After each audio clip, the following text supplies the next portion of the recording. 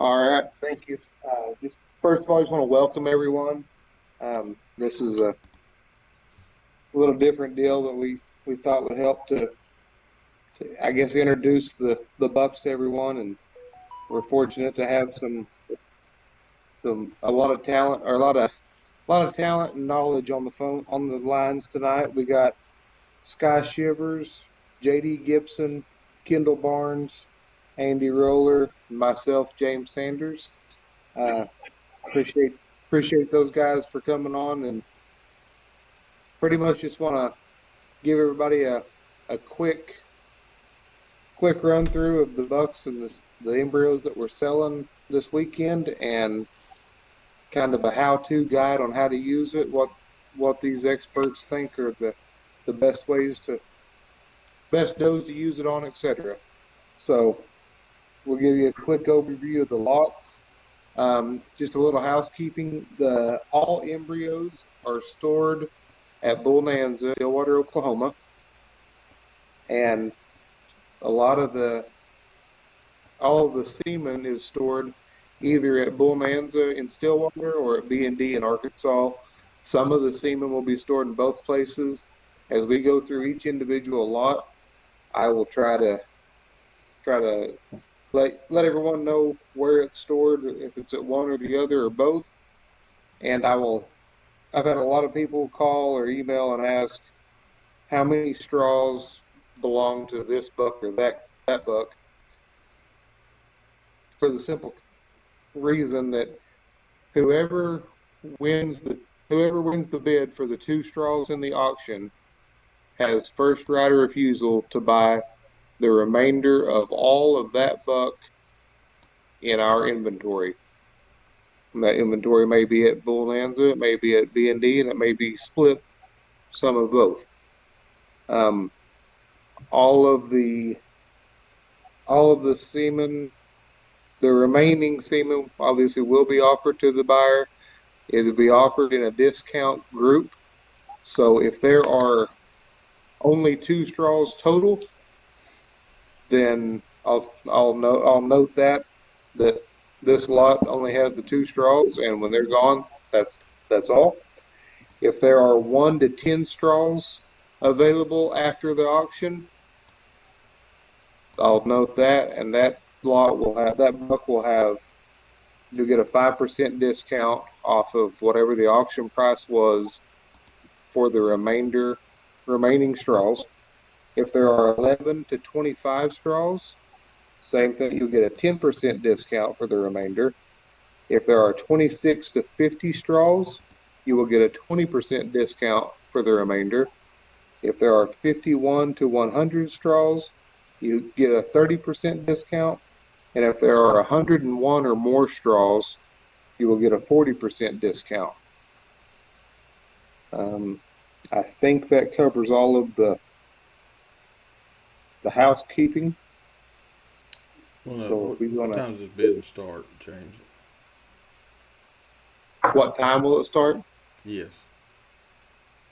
It starts at 5 o'clock tomorrow, Saturday, 5 o'clock p.m.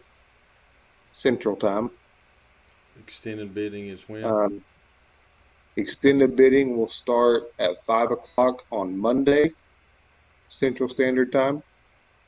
And So will it be hopefully we can wrap this up and be done in time to go to bed. racehorse close? It will be racehorse closed, yes. Thank you, sir.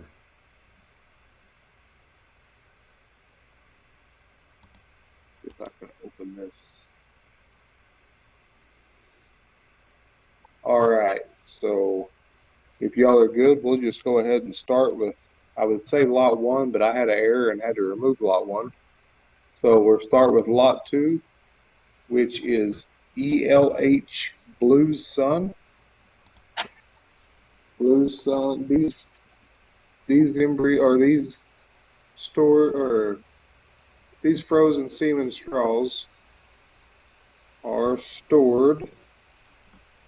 I think there's a couple in each place, but I'm looking at my notes here.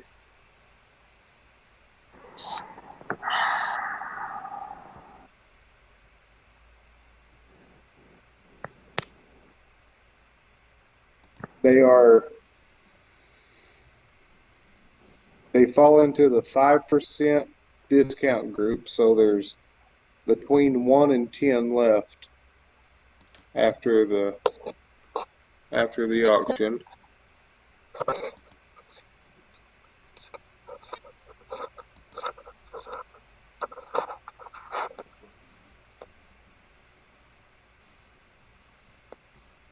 And there are some stored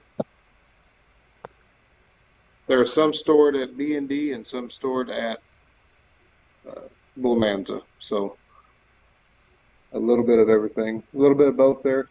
Also, at the end of the auction, before when everything's paid off, caught up and paid and done, we will send a shipper from Bonanza to B&D and back to Bonanza, so that if you buy straws that were stored at Bonanza and you have an account at B&D, we can get them to B&D for you, or vice versa, and we'll pay for the shipping each way one time as a bulk deal, just to try to help everybody out. So anyway, Blue Sun, he's in the 5% discount group after the sale. I would tell you about Blue Sun, but since we have Sky Shivers on the phone, I'm going to ask Sky to talk about this one. Well, you wrote up an awful good description. I don't know what else to say about him. He kind of tells his own story. A lot of people have had success with his genetics. To me, he's as proven as any buck out there in the performance area.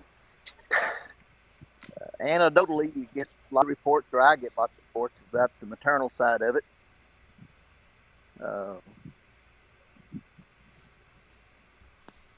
Genetically, when you add up the percentages of moneymaker in him, he turns out to be 50% moneymaker, the same as a son.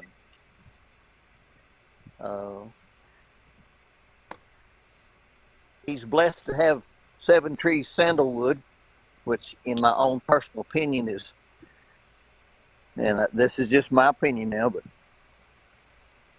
you go back and look at all the pedigrees, what those animals did. 7 tree sandalwood had one of the very top Kiko was ever imported. And Jock and that bought them when they on the import and did all the flush program. So all the Sun Boys came from their ranch, and all the Sun Kisses came from their ranch, bucks and does. And of all of them, in my opinion, he was the most productive of animals that have proven out. So there's lots of people out there have sons and grandsons and daughters. And I don't know what else to say about him. The write-up you did just kind of spells everything out. Okay. As long as I've been in the breed, he's been one of the most sought after bloodlines I've been in it 20 years. When I first got in it, everybody was wanting Blue Sun stuff, and it's still in high demand. I will add this, and again, go ahead. No, I was just going to say it's one that it seems like everyone that calls looking for semen, one of the first ones they ask about is, do you have any Blue Sun for sale? And normally the answer is no, but just to let your everyone know, misfortune is their good fortune. That's it. We're not selling out because anything crazy has happened. We have too many irons in the fire, and we're gonna chase other endeavors. And I got, for lack of a better term, we got too much money tied up in this stuff to just be sitting there. So we're gonna realign some stuff and go a different route.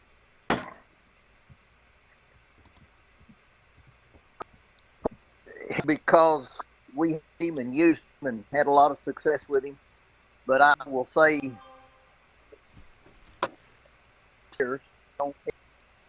but a lot of times you get a buck noted as female more so than his bucks, and sometimes he's what people call a buck producer, and his aren't as popular as his bucks. It's been my observation that Blue Sun is one of the bucks that can both great bucks and great does. And as you said in your article, the proof of the pudding is when you have grandsons and granddaughters out there really producing, working in a lot of people's programs, a lot of the different bloodlines that the Kikos have. And that's kind of a rare thing, I think, is when they can go ahead and still produce outstanding individuals of both sexes. I agree with that. I shared another buck that we owned, MJIRC's Blue Legacy, and I truly believe he was the most balanced siring buck we've had on our place, at least till when he was there. And I think a big part of that is because of the Blue Sun daughter that he was out of. So it's no secret. The Blue Sun does have done a job building bucks and does that have done a good job. And obviously the Blue Sun sons have pretty well changed the game.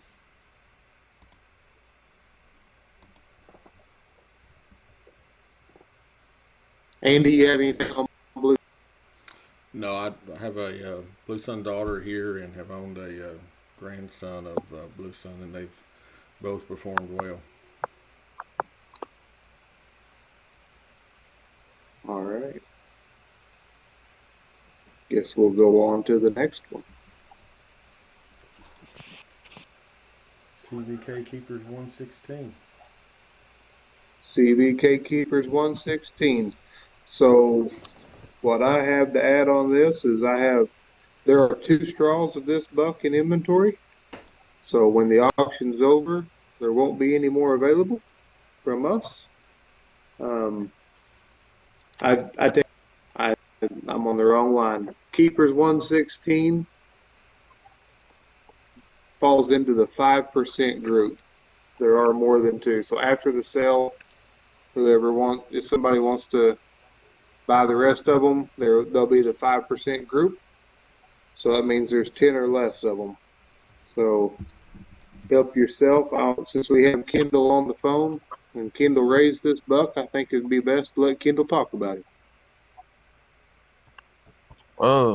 This buck was a flush that McGill's and I done together. Out of that flush, we got 4 live kids, and there's 3 bucks and a doe. And McGill's on 16 and 116 and 117, and I think mine was E33. I lost the buck when he was little, but they were all built square and legs on the corners, carrying a lot of meat. And June was one of my foundations, though. Probably my best foundation, though. I kept almost every daughter out of her, and several. And at, I don't know, James, she's what, 9 or 10 when you came by, and yeah, she was. That's what I was trying to think earlier. She had a good tight udder then. She died with twins on her, and still had a good tight udder.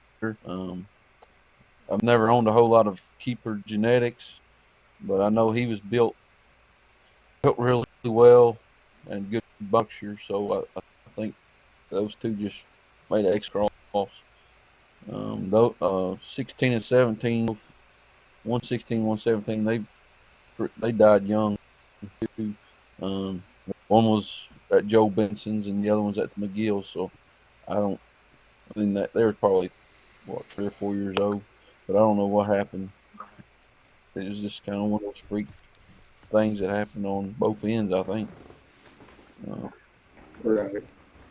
they should be good, solid doe producers, and McGill's have tested bucks last year, and West Virginia, and one of the one of them was in the top 10. I think it was eighth or no, seventh, somewhere in there. They had two bucks in the top 10. One of them out of I can't remember which buck they owned, 16, 116, 117, and then the other one was out of uh, Kahuna. So Kendall, let solid, me ask solid. you. I know he'd be a keeper, a son of Goliath's keeper out of June. If you were Hmm. talking to newcomers and they asked what kind of doe would you put him on, what do you think he would cross best on? Not necessarily pedigree wise, just phenotypically, what kind of doe would you cross him on? Let's see. I mean, I crossed June with all difference and kind of got that same solid build. It seemed like from her. Um, I, I mean, I would cross them. I don't think there wasn't anything I'd cross them over.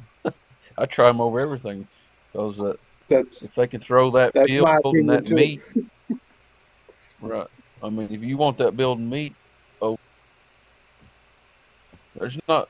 Kikos have come a long way from when I started, but they're still you still don't get as many as you want with the thickness that this buck's packing I agree. and the meat this buck's Uh, across the back. Thank you, sir. Again, that is CVK Keepers 116. He's the son of Goliath's Keeper out of the Great Doe AVG June, and he is what he would fall in the 5% group. So he's after the auction there will be 10 or less available on him. I'd like to go back just 1 second to Blue Sun and state that um, I told a couple people that we would try to talk through these bucks and say what we would breed them to or what we thought they would go kind of doe they would cross best on. And I think from all of my knowledge, I would think the Blue Sun straw would cross best on a doe that's in heat. Any doe in heat I would agree. would benefit from that straw. So,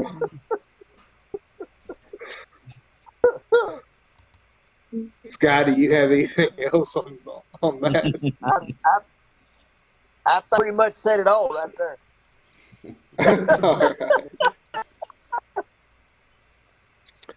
All right. All right. The next buck on the list will be Keepers 117.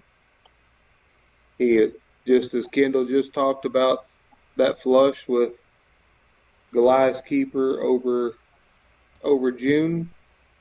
Keeper 117 is a flush mate to 116. There are only 2 straws available, so when the sale's over, that's all there will be of him. So I don't know if there's a lot to talk about on that one, Kendall. You already said everything. You have anything you want to add? This is the one Joe Benson owned. Okay. I mean, Joe seemed pretty happy with him. They're pretty much the same. Every time I I talked to seen Joe about him, he was happy. right now the 16 and 17. They carry my herd prefix because I own the doe, but McGill's 16 and 17. But Okay. I seen them at the cream whenever they was trying. They had them on the trailer. They wasn't in the sale, but I seen them both, and you couldn't. I mean, they look a mirror image of each other. I bet. As consistent as old June was, I bet those two were identical as young bucks. That's pretty. That is. I mean, they look like you're standing in a mirror there and looking at them. They was pretty meaty. Great. They're good, low to the ground. A lot of people like tall goats. I'm a little different. I like them shorter and stockier built, and that's what you're probably this cross. That's right. Well, they got to be tall enough for a baby to get under their nurse, and that's about it. You don't get much air in between their belly and the ground. Nope. All right. We'll just keep rolling. Next up is GIN V33 Norseman. This would be this buck. After the sale, he falls into the 20% group. So if you buy the straws off of him, when the sale's over, you have first right of refusal to buy the remainder of his straws with a 20% discount. While I'm on that note, if you don't want the additional straws, there's no issue with that. I just want everybody to know that it's you buy all of them, or you just get the two that come in the sale. We can put them back up and play again later sometime, but tried to make it as fair as we could. So V33 Norseman would be a son of BBM Dale 1400 out of JFK Jamila 3, which would be the Tasman Aristocrat, double bred Tasman Aristocrat doe. She's a Tasman Aristocrat out of a daughter of Tasman Aristocrat.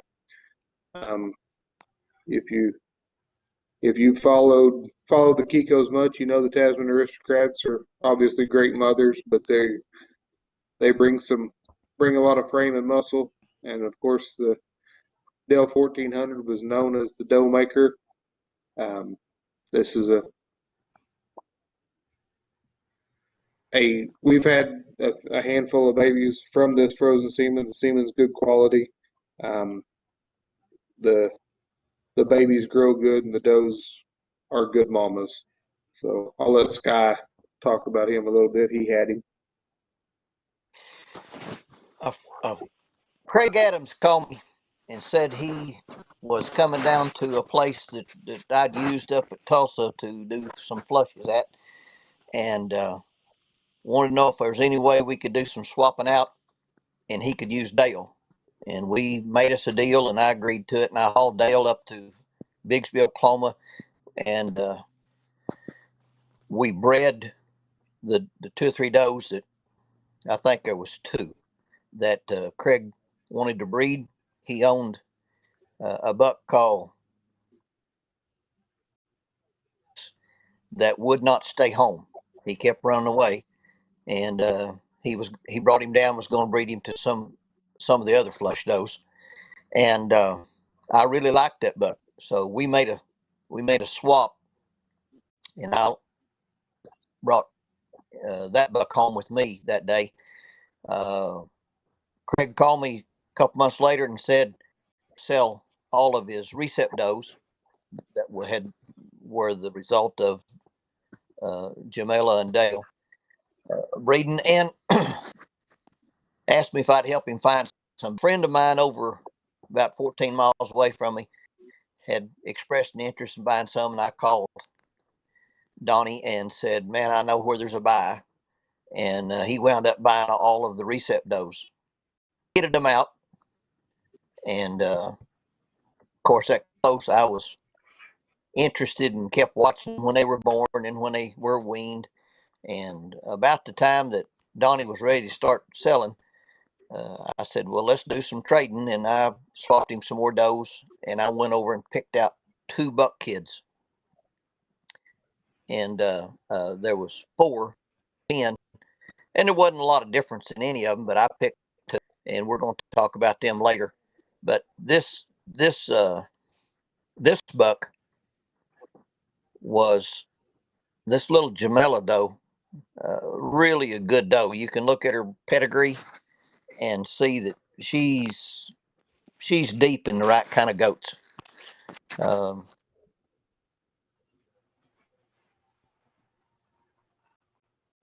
oh, he might have been 7, 8 months old last time I saw him. But all of that the doe kids out of that flush have all gone on to be really successful. I think PJ Murphy bought some of them, and I think Eddie Short maybe bought some of them when Donnie sold out. He had some uh, problems and had to sell everything and sell the farm, and so you got anymore. It's hard to find this Tasman Aristocrat blood that has proven really good performance, Kikos. So this would be an opportunity to get back there close. Yes, Craig sir. always told me Tasman Aristocrat throwed some muscle, a lot of muscle. Of course, muscle means meat, so. That's right. All right. Thank you both.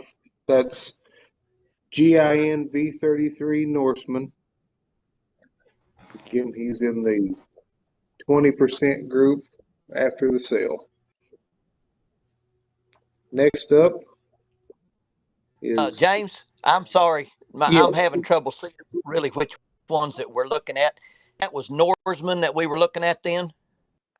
yes. Mm-hmm. Okay, Norseman is one of the 2 bucks that Deborah and I picked out.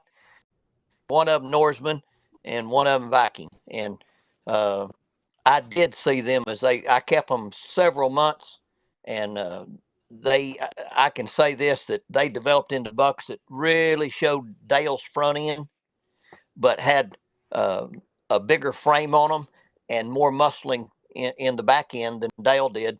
So I thought this was one of them of the 4 that I didn't choose. But if this was Norseman, and he can look at the picture and see the depth in his chest and the size of the front of his, and he just kept getting bigger and better, just like his brother. All right. They were almost peas in a pod. Okay.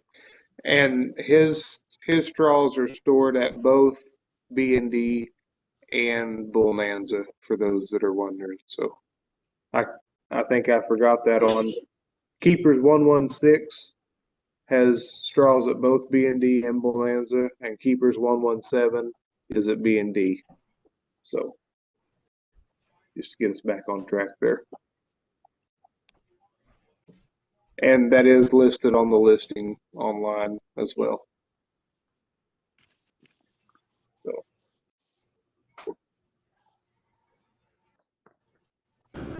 next up will be ELH Camp's Pride 66.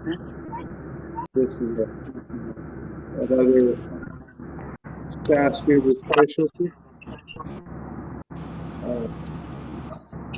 Camp's Pride will be a half brother to Blue Sun. Obviously has the same sire, ELH Blue Boy.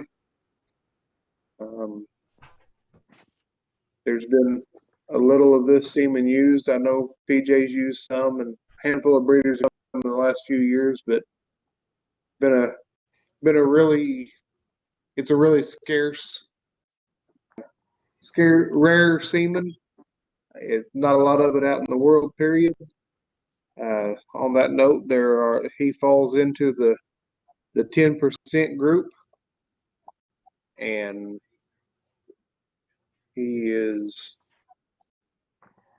currently stored. Let's see where his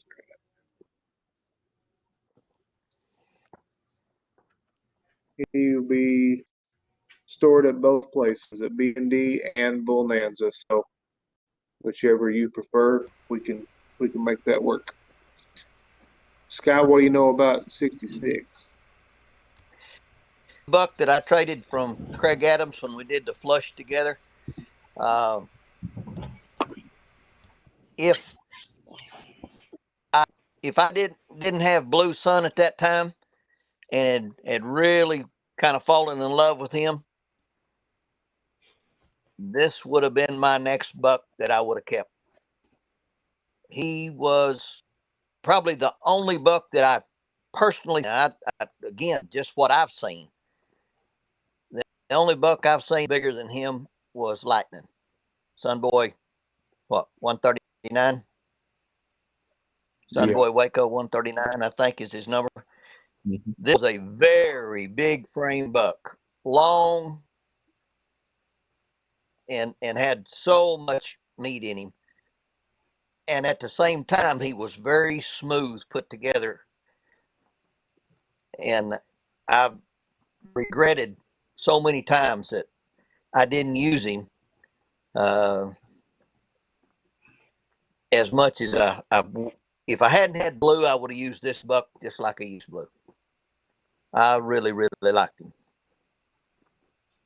Well, now you get a chance to buy a couple straws and use them again. I'm sure you're as excited as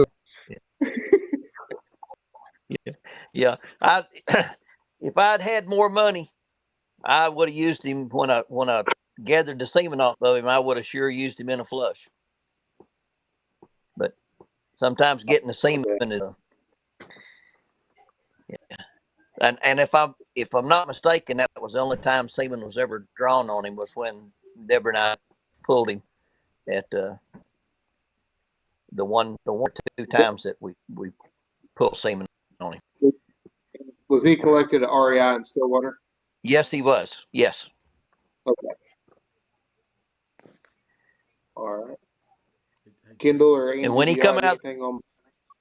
Oh, do what, James? go ahead. Sorry. I just gonna say it don't really matter.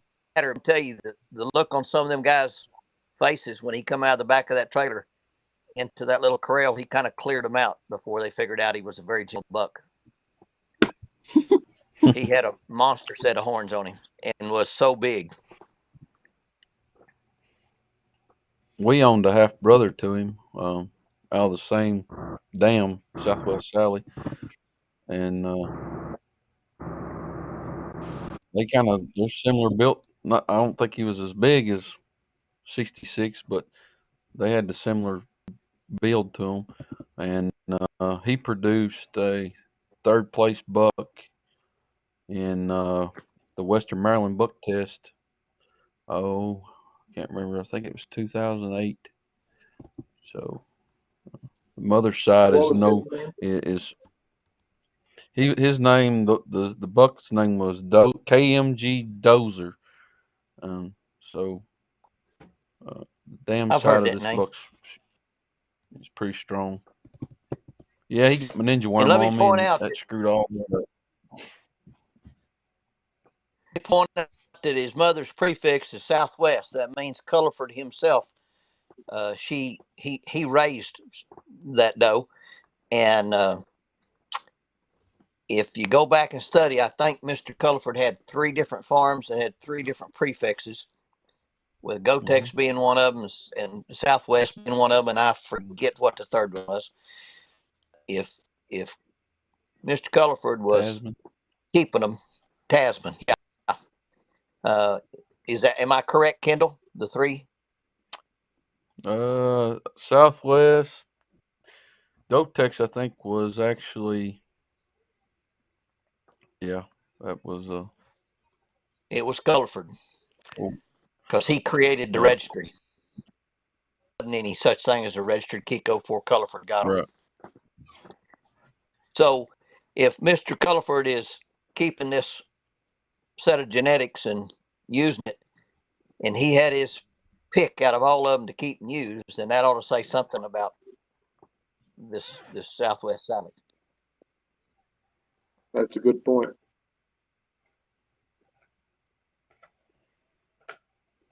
Hey James, All right. we got JD on the line now. JD, I'm gonna bring your audio in. You got just a little bit of background noise, but we'll try you. Okay. You there, JD? Yeah. Can you hear me? Yeah. Yes. There you are. I couldn't. Okay. Hey, Is that Scott, what do you JD? think that buck weighed? JD, I'd hate to even guess. I just know that he was one of the biggest that I saw.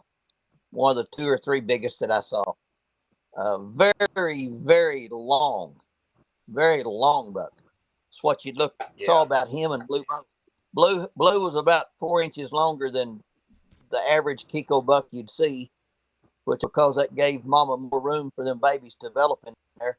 And him Pride 66 was just as long, if not a little bit longer than Blue was. Okay. As you can see from the picture, lots of frame on him, and you can see in the shoulders how much meat was up in them front shoulders. Yeah, and if you he was older at go the ahead, time that picture was taken too.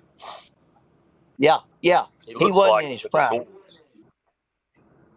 Yeah, he wasn't in his prime. He's already middle aged and past and. And if anybody's interested, yak in the background. I just throw that in there. She was broke to ride. I did a Nice. couple birthday parties instead of a pony party. We did yak parties, and I still get eat on every time that comes up because my wife did not want to sell them. She loved Gertrude. But That's good. if you're looking for frame, there's a set of genetics that should give you frame. Just it'll said it run in the family. And on him, you didn't give up the muscling with the frame. Right.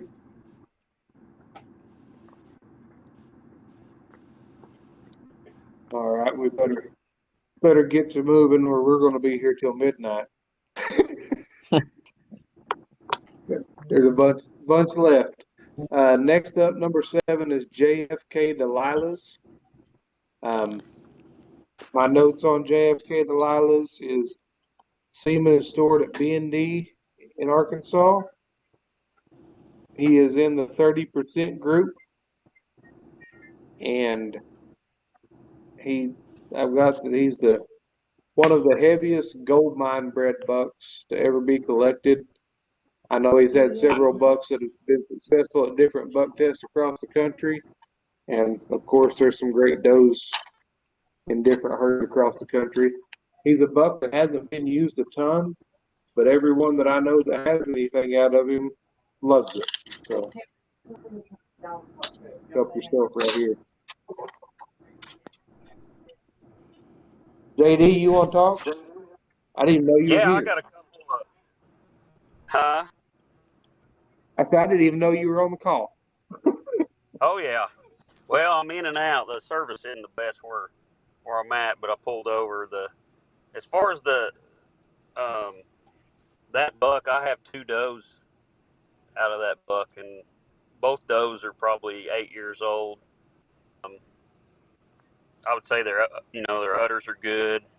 Great mothering instincts.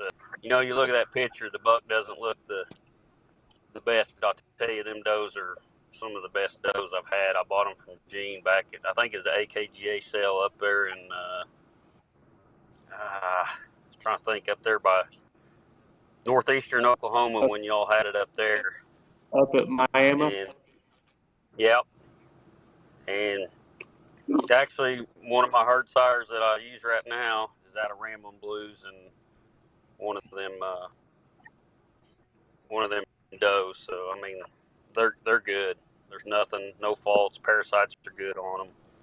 You look at that buck and think, well, he's not the best looking buck, right?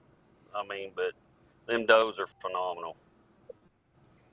You got to If you remember look at that it, the goats. You got to remember these goats. All animals do the same thing that humans do, and when you get the age that this buck was when his picture was taken, as Yep. indicated by his horns, you're going to lose muscle mass. You're going to lose a lot. And being a male, he's just like humans. He's going to lose his butt. That's a good He point. carries Yeah, that them does. JFK.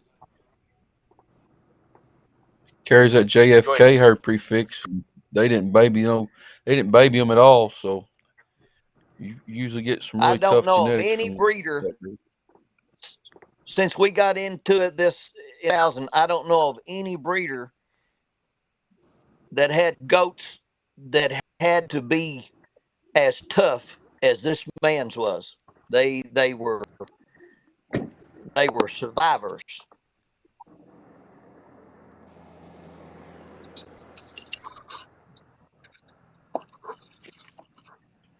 I'd agree with that 100%.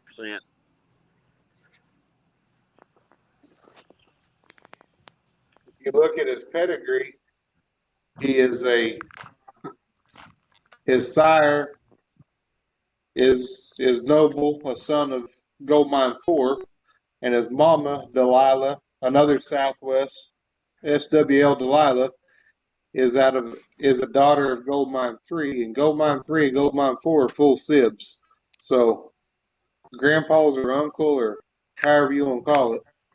It's a pretty tight bred deal, and in most species of livestock, if you take something that tight bred and breed it on a outcross of some other sort, you can get hybrid vigor within the same breed, and that's that's a hard thing to do. Hard thing to beat, I can tell you that, in any species of livestock.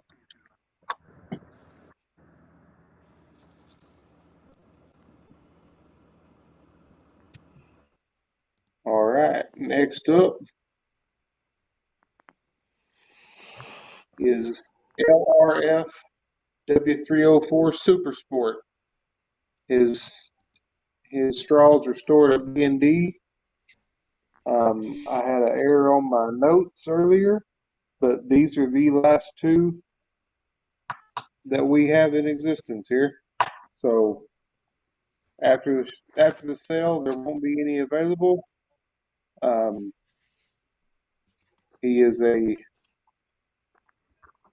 they're stored at B&D. He's the son of another Southwest SWL Southman out of ECR 5C Chantel, which I guess I just need to let Sky talk so I don't butcher all this up. He knows more about them than I do. That stands for the herd that Doit Koppler had. He was in it pretty. He had. We bought 80. We bought his whole herd of 85 animals, and this buck kid was in the group, unnamed. My wife named him because he was so blocky. It reminded her of the car that I had when we were dating. It was a short, blocky car. It's a Chevelle Super Sport 396, and that's where she come up with this name of Super Sport. At least that's what she told me when she named him. He was noticeable when I bought him. He was still sucking his mama, and from the get go, he was one of those kids that stood out. He never went through a gangly stage. I bought his father, Southwest Super Sport, from Doyd at the same time, and 35 head of bucks in the pasture at the time, grown bucks, because we'd been buying a bunch of herds out. And he spent 2 days. Southwest Sportsman did. He spent 2 days whipping every buck in the pasture, and after that, it kind of looked like Moses parting the Red Sea. Wherever he walked, the bucks just faded away from him, and he was just a short ball of muscle, and that's where Supersport inherited all the muscle in him.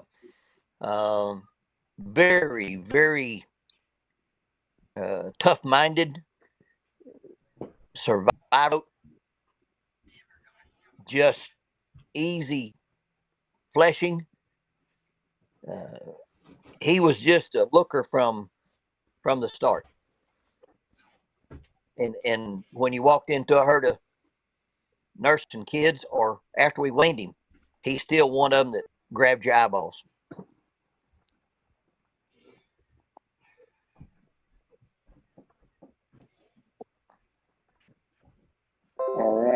Thank you, sir.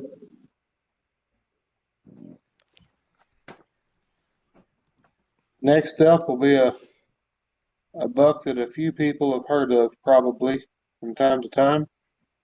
MGR Titans Hammer. Um, when people call, I said they usually ask for Blue Sun. One of the top bucks that we ever get calls for is Titans Hammer. So, um, hey, there's not a lot of Titans Hammer semen left. There was quite a bit. Oh, probably 4 or 5 years ago. A lot of it's been used.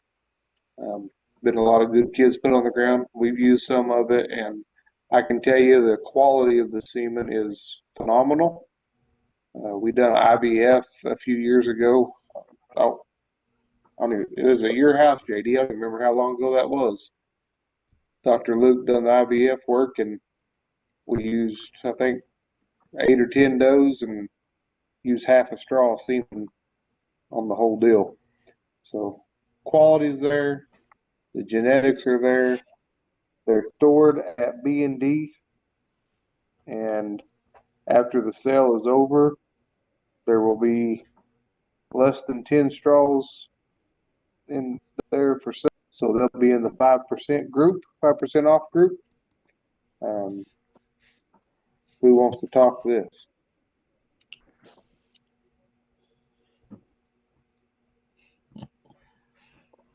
That's Well, I that hammer. collected him That's up there, and go ahead. he was just kind of a rough mate buck. Not too many people liked his physical looks, but when you went to cut him apart, he might not have fit the gill nice, but you liked all the parts. He was lots of volume to him, and that's what he did with his. At least for us, we bred him to a lot of daughters of lightning. So we raised. They were pretty heavy. Sunboy Waco 139 genetics on both sides, lightning. But if you bred him to a elegant, smooth doe, you got beautiful kids. If you bred him to a common doe, his babies might not be the prettiest kids that you raised. But if you doe kids and bred them again to a smooth bodied buck, you'll love those babies. And he kind of taught us that this is not a simple thing, breeding and raising goats. It's not a one generation process. It takes a while to put the different ingredients in this recipe. He will he throwed consistent kids that had a similar look, and you might not have loved the first time you looked until you got to looking at how much meat there was there, volume, thick all the way through. He was on the,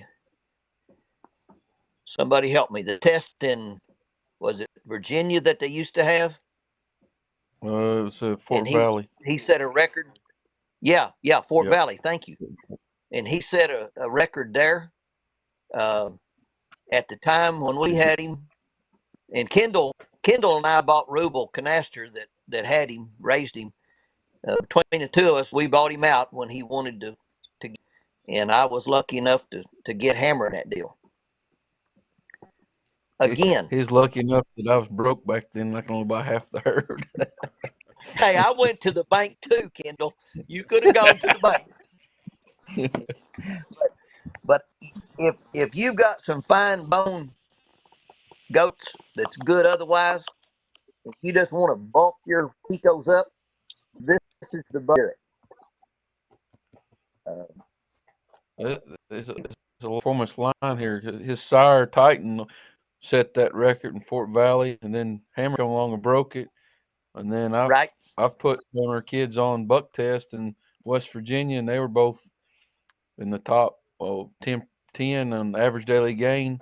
And then I retained that buck, and his name's Chinook, and Chinooks produce test winners, and His sons produced top 10, so that genetic performance keeps going on down the line.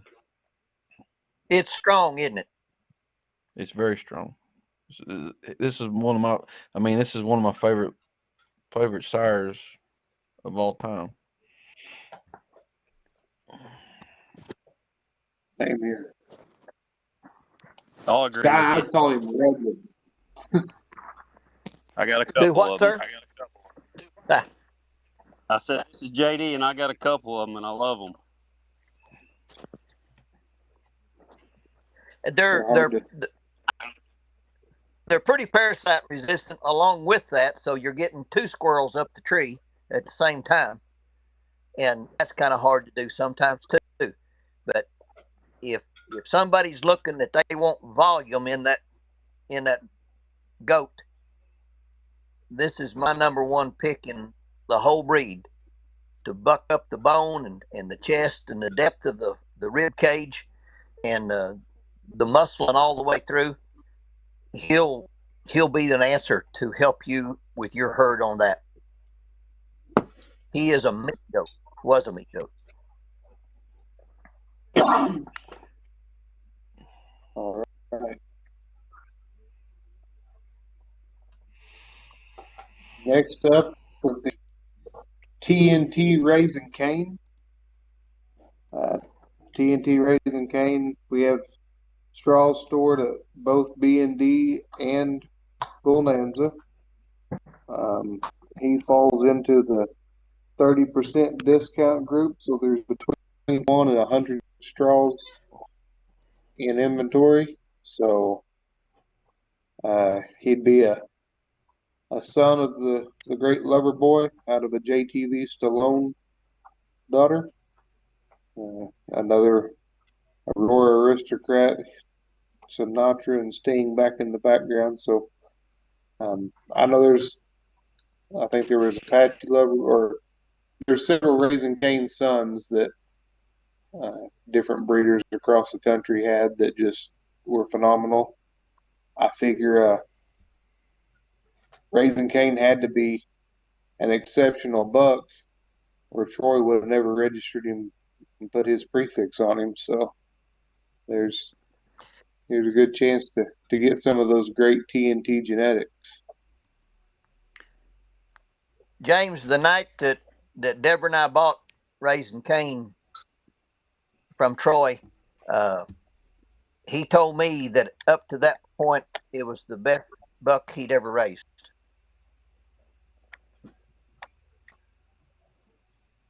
He weighed That says a lot. 183 pounds when he was 1 year old. We weighed him. We weighed him in on the scales. I had him up and fixing to do a flush with him when he was 1 year old, and he was not sitting at a rich man's table from the time I bought him when he was 4 or 5 months old till his yearling weight.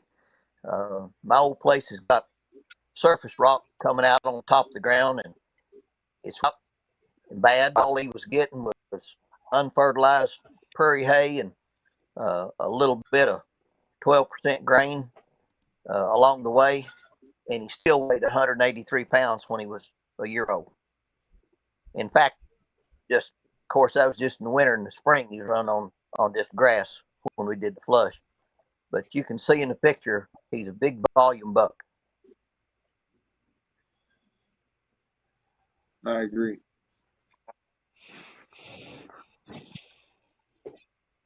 JD, have you had any Raising Cane stuff?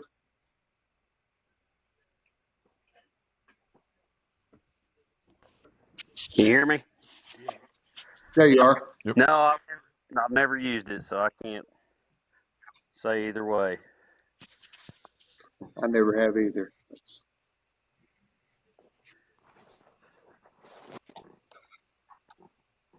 All right. We can keep rolling.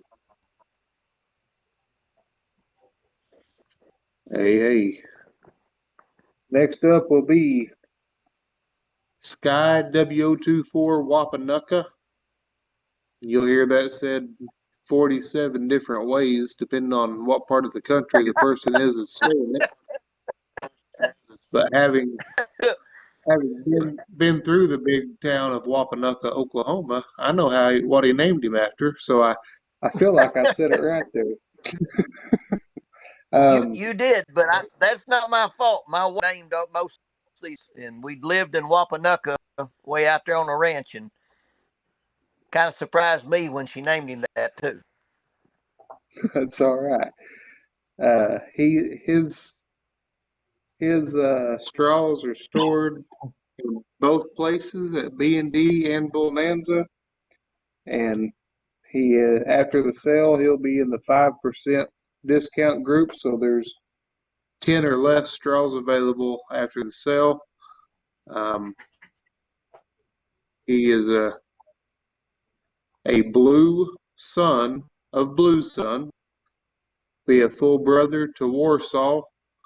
Litter He's mate. just a prettier, yeah, litter mate. He's just a prettier one. Go ahead, Scott. When we weaned them, was getting ready for the buck test, we looked at the pair of them. They'd weighed the same when they were born. They weaned off at the same weight, and they were spitting images physically. And at the time, Deborah and I talked. Well, what was the use of two full brothers to the buck test? So we chose the one that we thought maybe later on would bring us more money. We chose the black one, Warsaw, and he did a great job. So Wapanaka was at home, and some folks come by and just had a commercial goat herd that bought him, and he's probably, in my opinion, the most underrated animal to have on this list. Um, the We've seen a few kids out of him that people we sold semen to, and they used it. The parasite resistance with him is just as high as it was with Warsaw when he come off the test with zero parasites. And this will be a sleeper. This buck is a sleeper. I agree. He's one that we've used a little, and obviously we've used Warsaw and we've used Wapanaka, and I by looking at the kids, I can tell you that he. I wouldn't call either one of them the lesser brother. They're very, very comparable. Spitting image.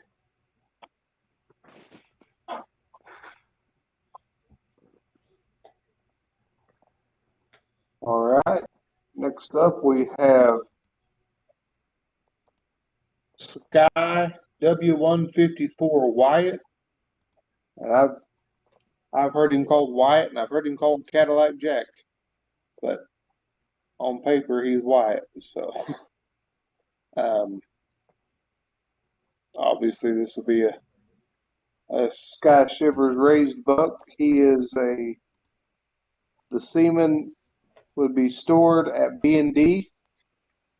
There's after the auction there'll be 10 or less, so he's 5% discount buck after the auction. He's a Raising Cane out of a doe that a lot of people probably have heard of, Sky Thistle. Go ahead, Sky. Well, the first thing I'd like to point out is Thistle's mama was a daughter of Generator. And she raised us some really good goats. He was one of the first sons of Raising Cane that we had, and we nicknamed him Cadillac Jack because, again, from the time he was born in the pasture, he was fancy. He strutted. He just had a look to him, and you picked him out. So we just kind of got to call him Cadillac Jack, and then when it come time to register him, we changed it to Wyatt.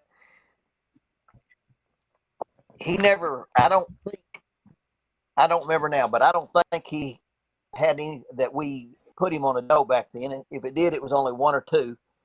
And I leased him to a lady southeast Oklahoma, and a cougar ate him, and so that was the end of him.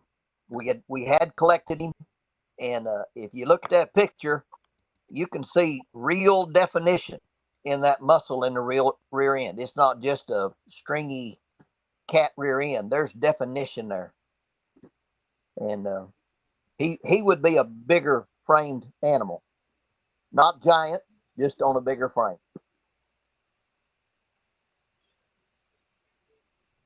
Thank you, sir. I'm going to try to push through these a little faster so those that are on a different time zone can get to bed at a decent time. Next up would be SPK Sunboy Rotan 150, also known as Magnum. Rotan 150, we have straws at both B&D and Bonanza. He is in the 20 discount group, so there's between 26 and 50 straws available after the auction. Obviously, those are available to the winner of the auction, and that's it. He is a son of Moneymaker, one of the few sons of Moneymaker that has semen banked. He's a Moneymaker over a generator that's out of a doe called Seven Trees Sandalwood that someone talked about earlier. So, Guy, go ahead. I bought him when he was 10 years old and was tickled to get him. I didn't use him much. I had him collected with plans to use it in flushes. If you're somebody wanting to add color to your herd, this buck will throw a lot of color. Percentage wise, he throwed lots of black kids in for the man that I bought him from. His kids are tough. He sired the kids that think it was, well, I forget now. I'm old. One of the years, this was of the Herdsman Award for Parasite Resistance, that the average of the kids entered.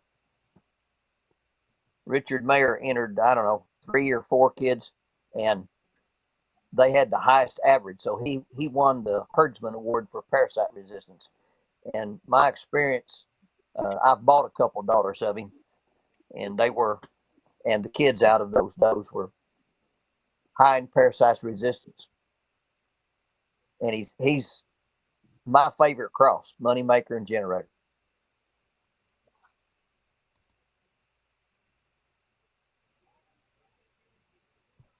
All right, thank you, sir. Who was his litter mate? Who else was out of that Moneymaker and Yeah, Nick. Nick. What's Nick's real? Yeah. Sunboy Stan. Yeah. Sunboy Stan. Wasn't he a triplet? So wasn't Miss 151 the other litter mate to the whole? There was a doe. Yeah. 151. The mother, Magnum, his mother was from the other couple in Texas that bought the first wave of imports. Somebody help me. Dyson's. Yeah.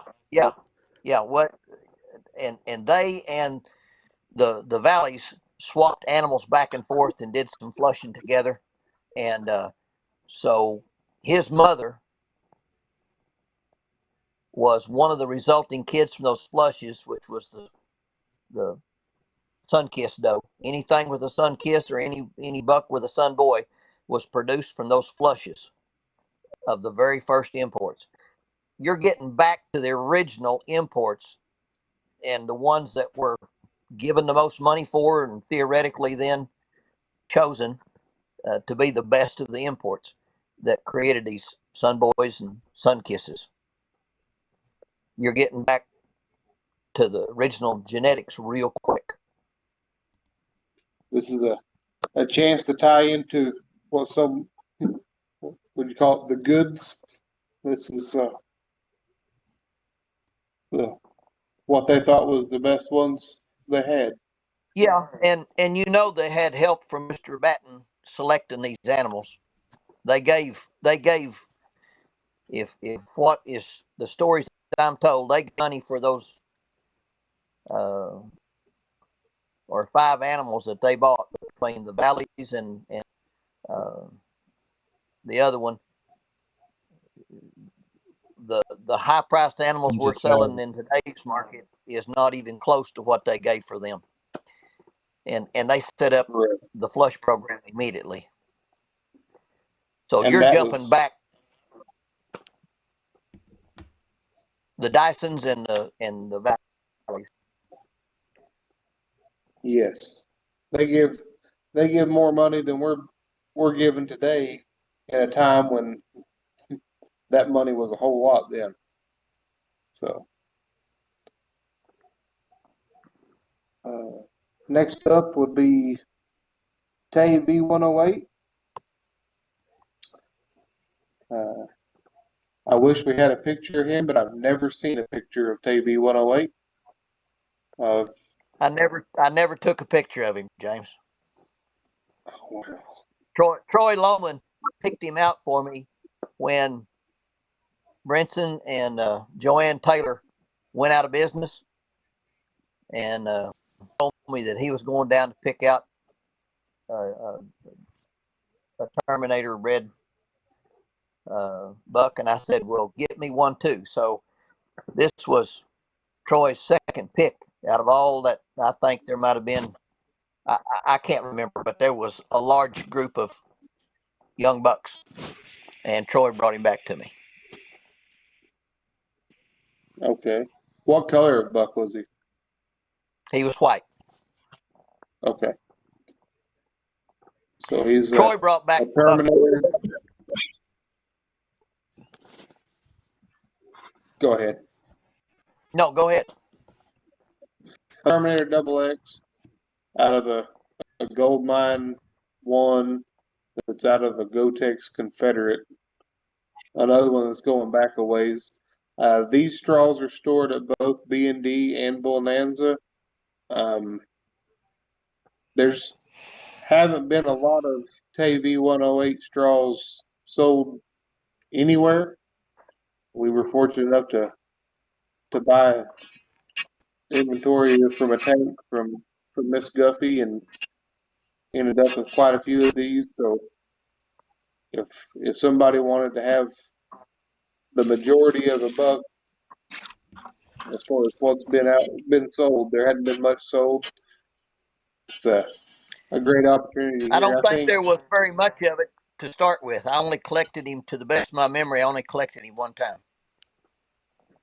okay. Yeah, there's a fairly good amount. He's in the 40% group, so there's north of 100 straws, but I can tell you there hadn't been many sold.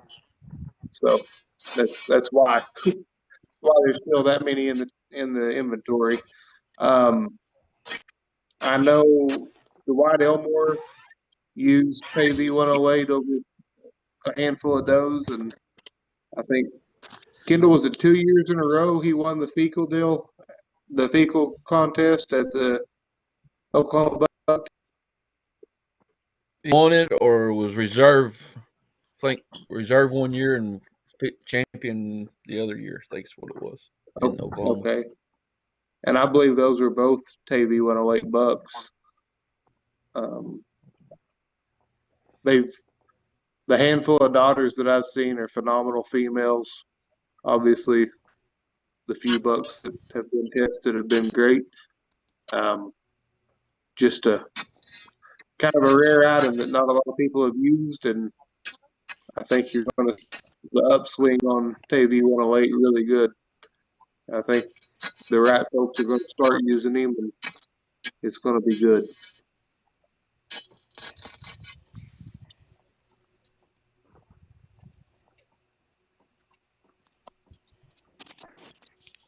Next up will be TLF Exceller. Exceller is stored at Bonanza and B&D. He falls in the 20% discount group for when the sale's over. If you want to buy the remainder, you get 20% discount.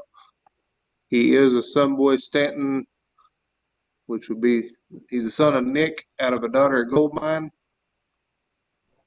He his sire would be one of the triplets that's littermate to son boy 150 that we talked about earlier, Rotan 150. So the gold mine's Esther. That's not just a daughter of gold mine. That's a really good daughter of gold mine for. Anybody have comment on him? If you need milk production in your does, this should that buck made some heavy milking does. And big bone, he threw some big bone. Yes, they were rugged animals, stout featured, big bodied does. And I forgot about the milk production. I'd heard that before, maybe from you. Yeah, I got 2 does from Craig that were bred to this buck, and they hit milked heavy. So I mean, I think he crossed good with like the Pango line that got real tight udders. I think he'll cross good with stuff like that. Good tight udder does. You bet. Help them. Let them complement each other. Yep. All right. Next up is HKF Little Joe's Herschel. This buck is stored. His straws are stored at Bonanza here in Stillwater, Oklahoma.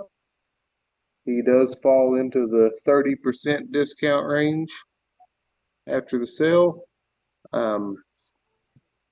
Herschel is a buck that it took us it seemed like 2 years to get purchased. He's a son of Little Joe, CPK Little Joe, which is one of the good sons of Golden Boy. And he's out of, as you can see, he's out of a daughter of Warsaw. But if you look at that, he's out of a full sister to Sunny Boy. So Warsaw Sarah Ruth, sired by Little Joe. In my humble opinion, he is as balanced of a Kiko as you could ask for. His babies grow good. They wean at a high weaning weight. Their mamas, the does grow out good.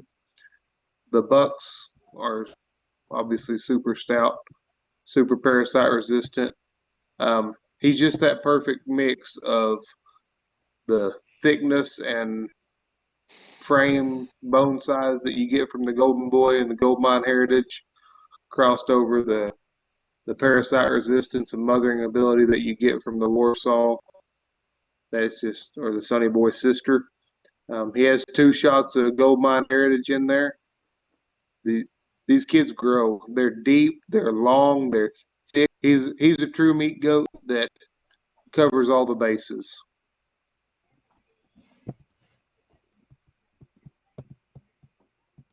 I just bought some this summer last year, so I feel confident in him too. Well, now's your chance to buy a whole lot more. Whole lot more. I can tell you that might have been the first time that we sold semen on him. There's very, very little Joe Herschel semen scattered about, so I'd say less than 5 straws or so. So if somebody wants to buy a buck and have all of it, this is one they can sure get close to doing. Again, the best of Golden Boy over one of the best Warsaw daughters that Warsaw family lines that you could ask for. Full sib to Sunny Boy. And he throws a lot of color. For those that want color, he puts a lot of color on the ground. Really was a fun one to have.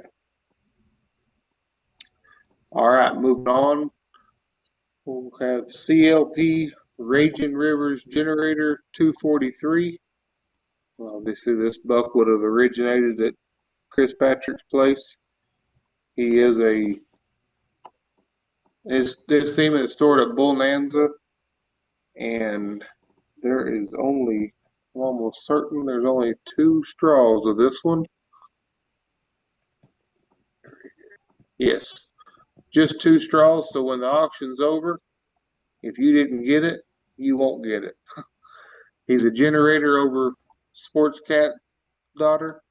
It's over out of a Nick daughter. So uh, I really liked this buck in the picture, and talked to Chris about him, and thought I'd use him and just hadn't got to using him yet. But here's somebody a chance. Kendall, did you ever see this buck? Not this one. I've seen a brother to him. They both Okay. pretty similar. It looks, you got that um, sports cat muscle on a little bit of a generator frame. Not near as big as a generator, I don't think, but he's got a lot more meat to him than generator did, I would believe. Of course, Yes, I never seen him except when he was older. So, like Sky says, they lose some muscle as they get older, but he's got a rear end on him. yes. All right. Next up is HKF Samson. Samson is another one of the Hancock Farms bucks that we bought. Um, it's kind of weird that we have him right behind Herschel there. If you remember that HKF Sarah Ruth that we were talking about on Herschel, which would be Sonny Boy's mother, the Samson is sired by EHL Potts out of HKF Sarah Ruth, which of course was Sonny Boy's mother, and happened to be a very, very good daughter of Gold Mine Heritage. So um, ELH Potts was certainly no slouch himself, but when we seen this buck for sale, we were in no need of another buck, but couldn't hardly pass up on a half sib to Sonny Boy, especially out of that great doe Sarah Ruth. So the straws are stored at Bonanza. He falls in the 20% discount group. So if you want to, I would call him just a fault free, good kind of buck. Not gonna not gonna mess up anywhere. We actually loaned this buck out to a couple different breeders, and they got their start with him, and they still have does that are going on and doing good for them. So just a great way to get in here. And I think, as Sky was saying earlier, this is one of those sneakers, in my opinion. You got Pango Hua, and then Gold Mine Heritage a few times, and of course Sarah Ruth.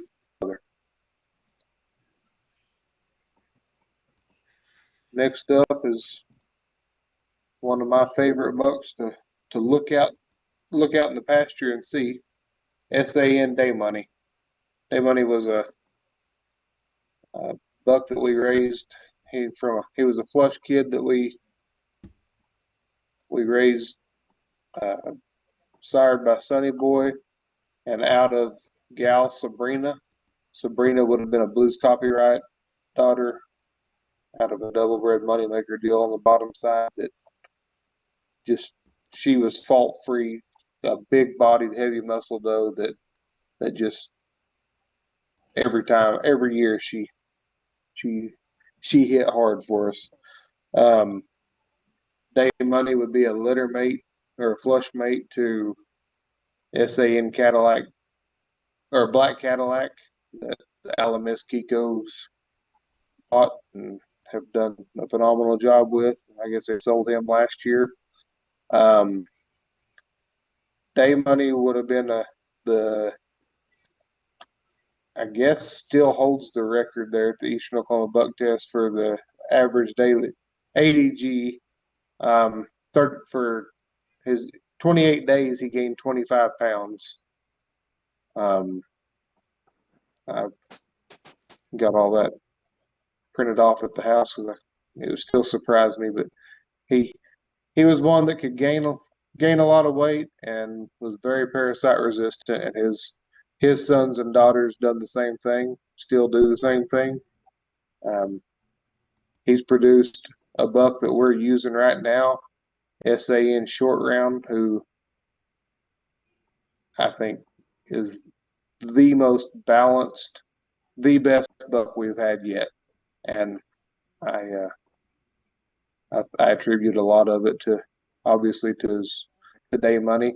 He's out of a really good doe, but he had a good daddy too. So again, Sonny Boy over Blues Copyright, back on a moneymaker doe.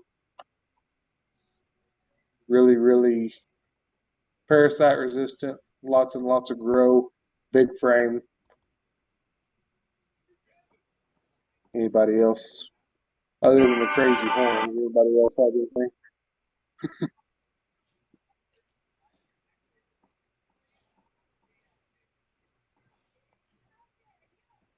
All right. Moving James, on let down the me say line. something here before we go on. Yeah. There is.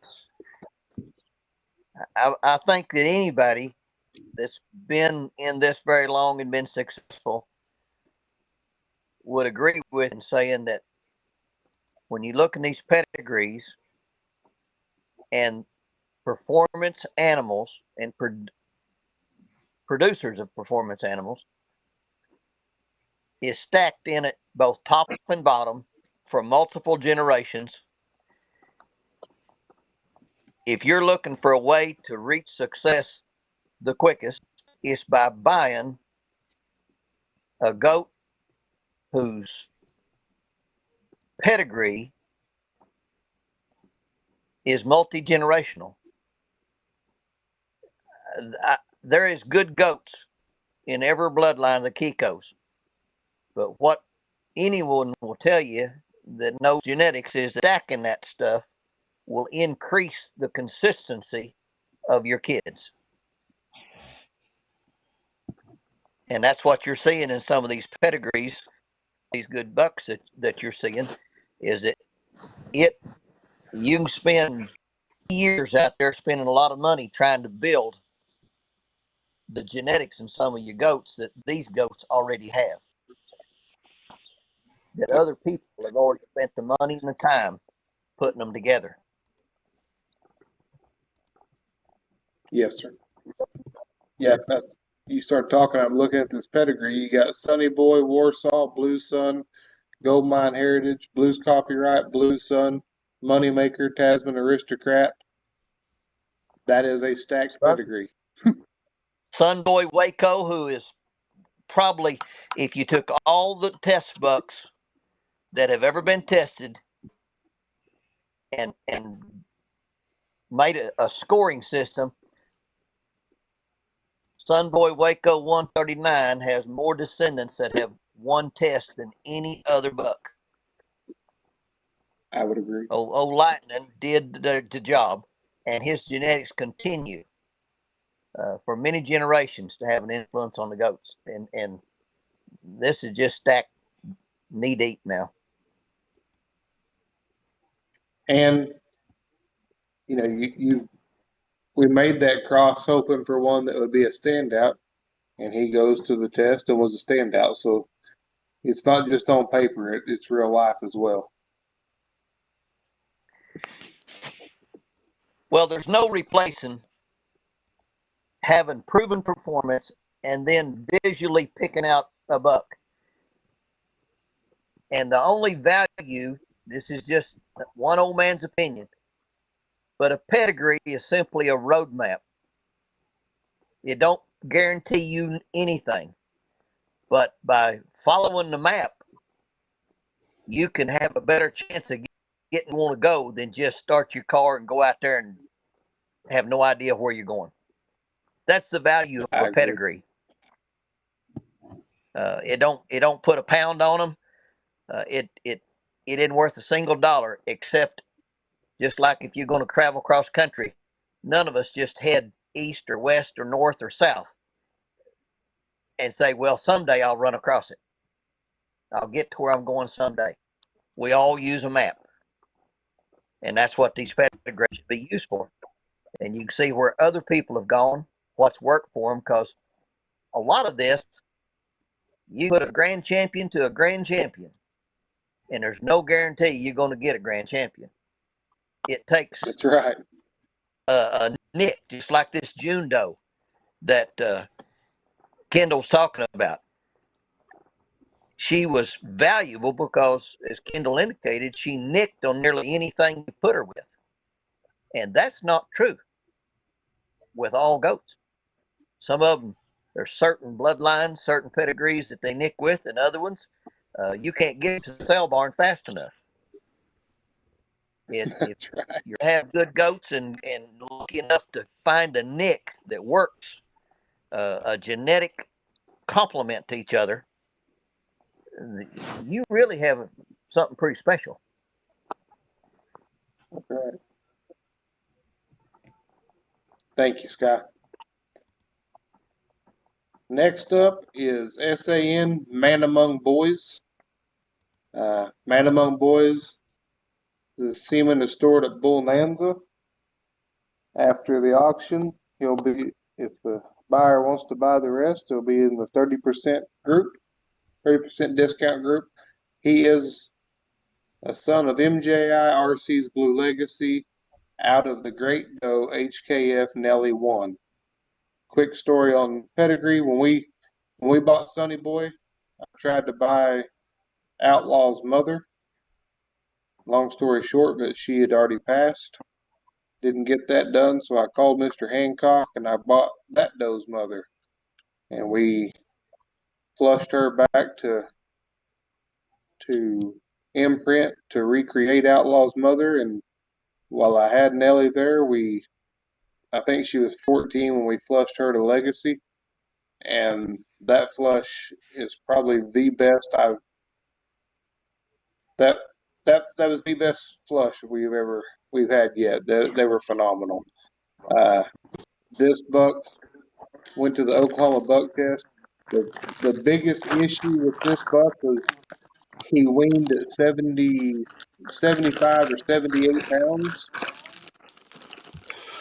and got to the buck test a little bigger probably than he should have been.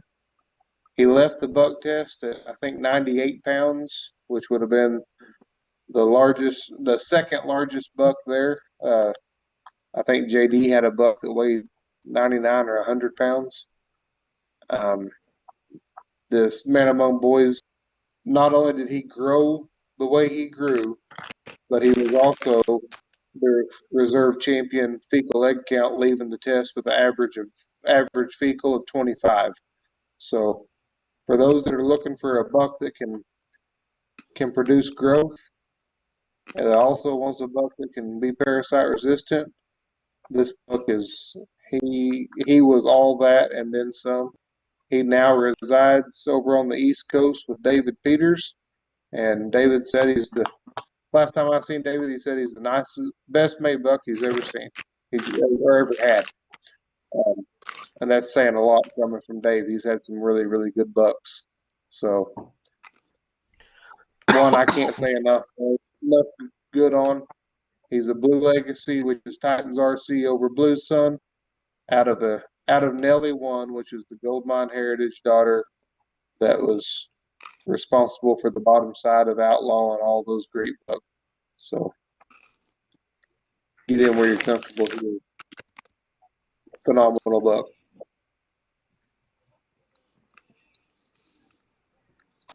JD, you still with us?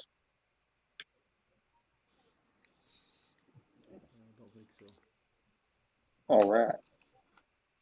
Yes, sir. Next up. Oh, he is. Oh, are you? Yeah, I'm What still is it? here. Didn't you have a buck that was heavier than that day? Yeah, that was Woody G, the one Curtis has got. both them two bucks, we unloaded them. I mean, you almost knew they were going to be too big going into that test. Like I said, I think both of them weighed around 70 some pounds. Both of them coming out of the test, they were right around that 100-pound mark. They looked good. I think you smoked me. Well, the fecals, I think you beat me on the fecals for sure on that buck. Wasn't much, but like I said, they're both good bucks, so you're not going to go wrong with that buck. That's what they were. I can't remember the older gentleman's name that when we were there picking them up.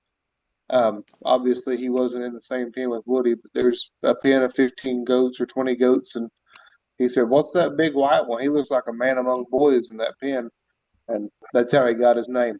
So, Yeah, he's a good-looking buck. There's no doubt. he was a nice man. He's a litter mate, also, I guess, or a flush mate to SAN Legacy's Heritage, which would have been the buck that LMS used for a couple of years, and then we sold at the AKI sale last year. That I guess still hold. He was the highest selling buck at public auction. With I think he brought 11,000 last year. That would be a flush mate to this buck. So just a good buck that do a lot of things for a lot of different. He can. I breed him to does that are in heat. He's kind of like Blue Sun. I've got a doe that's a flush mate to him that's doing a really good job. Somebody's talking, but I can't hear you.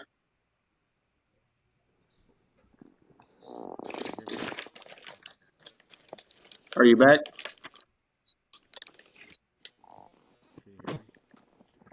All right. Moving on, number 22, HKF Marco. Marco is stored at Bonanza in Stillwater. He falls in that 40% discount group. There's over 100 straws of frozen on him. He would be another Hancock Farms buck that's just a bulletproof creature. He's a stout made, hard muscled, very meaty goat. Be sired by HKF Warrior Kid and out of HKF Trig, which is the Pango Hua daughter that was out of HKF Big Girl, the good Gold Mine Heritage doe. The Hancocks have done a phenomenal job of making meaty meat goats that are parasite resistant, and I think Marco is he's the poster child for their breeding program. He is a very tough, parasite resistant, meaty animal.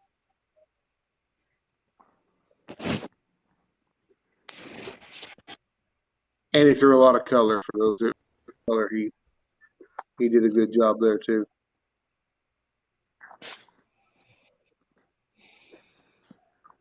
On these several of these, I'm gonna go ahead and go a little faster just to get done.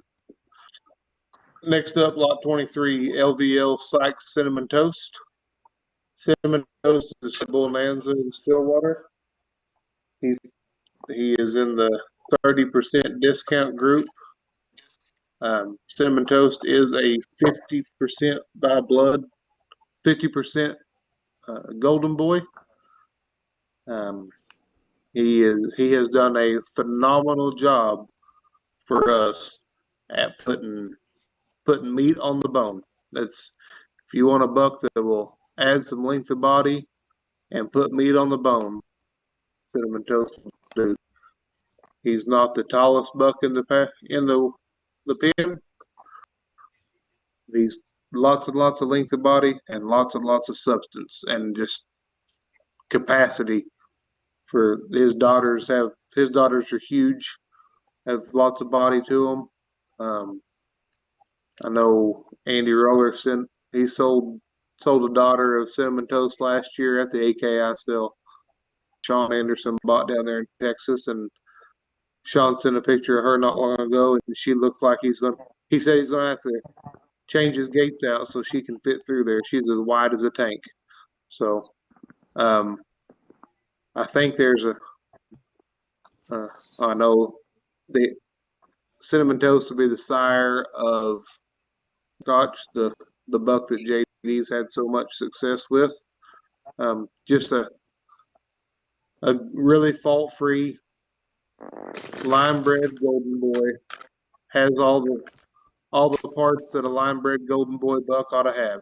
Got good feet and legs, good bone, good length of body, and a lot of meat on the bone.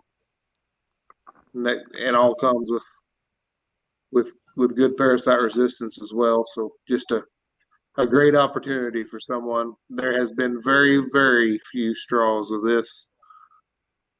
I don't know if there's been any sold. There's been a few used, but great opportunity here.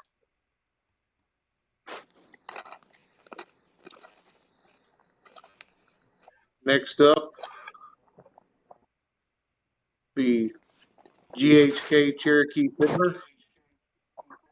Fiddler is stored at Bonanza. There are, after the sale, there will be less than 10 in the tank. So he's 5% discount group. He is a son of Loverboy out of the great Waco 139 daughter Lightning's Lady P21. Lightning's Lady P21 will be the mother of Blue's Copyright. Phenomenal bottom side with a great sired by a great buck on top. Obviously, Loverboy is out of the great Sandalwood that Sky said earlier might be the best Kiko doe in history. Sky, you got anything to say about Cherokee Fiddler? Just the fact, if you look down there at his grandma, Victoria Farms Pudding, that's Hammer's mama. There you go. If I'm not mistaken, isn't that right, Kendall? It's Titan's mama. Titan's mama. So it'll I'm be sorry. Hammer's granddaughter. That's right. So you got great genetics on the bottom. You can't go wrong with the Loverboy on the top. So there's a reason that was such a highly sought after cross right there. So I'll speak a little bit on the. Can you hear me? Yeah. Yep. Okay. So I bought some does from Dave. I don't remember, from Fiddler, probably. Yeah, it's been 8 or 9 years ago, because that's how old they are now. I think I bought 8 Fiddler does. The thing with the Fiddler stuff, of course, everybody says it, but the Loverboy, you just got to outcross it. It's not something you want to line breed. Me personally, I think that. But them does I have in my herd are, like I said, 8, 9 years old.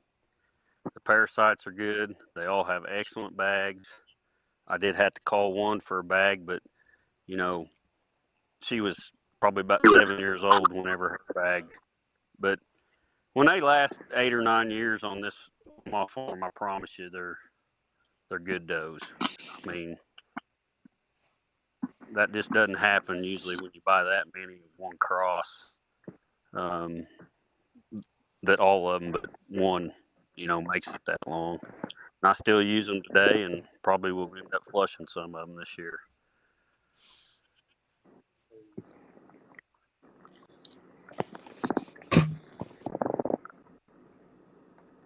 All right. Lot 25. GHK Pirate King. Pirate King would be stored at Bonanza.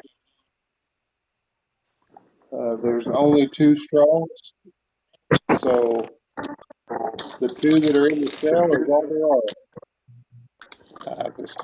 He's sired by ECR Captain Jack, which is a Nick Gloria cross out of the Purdy show. It's a Tay 007 out of just a double bred Tasman Zorro. Guy, you got anything on this? I don't. Okay. I'm not familiar. He's one that I was intrigued by the pedigree, and of course the body and size that he has in the picture here. I've never seen the buck in person, but I like him well enough to buy the straws at auction, and I haven't used them yet, so they're getting dispersed. Lot number 26, HKF Sunny Boy. Sunny Boy is pretty important to our program. He kind of got us started, I guess, so to say. We put together a few does and was looking for a buck, and finally talked Mike and Lori into selling Sunny Boy, and we made the trip from Oklahoma to West Virginia to pick him up, and was fortunate enough to get to buy a handful of does on the way out there and on the way back, and missed out on the one doe that I still to this day kick myself for not buying. Was in Kentucky at a place I stopped at, and I still get on to myself about that one. But anyway, Sonny Boy would be, not only is he a son of Warsaw out of Sarah Ruth, he is the sire to SAN Day Money. He's the sire to MRG Outlaw, MRG Thriller. Modern day, I don't know if there's any bucks that have had as many sons and grandsons be successful at the buck test across the country. More importantly, his daughters that are out in our pasture and different pastures across the country are killing it. He has proven to be a doe maker for us. The bucks obviously have done good everywhere. He's a sire of sires. Lots of Sunny Boy sons out there that are doing a phenomenal job for people across the country, including Outlaw and Day Money and Thriller. So good. There again, it's a stacked pedigree that you expect it to perform, and he did. So, Sky, you got anything on that one, or anybody? I keep saying Sky just because.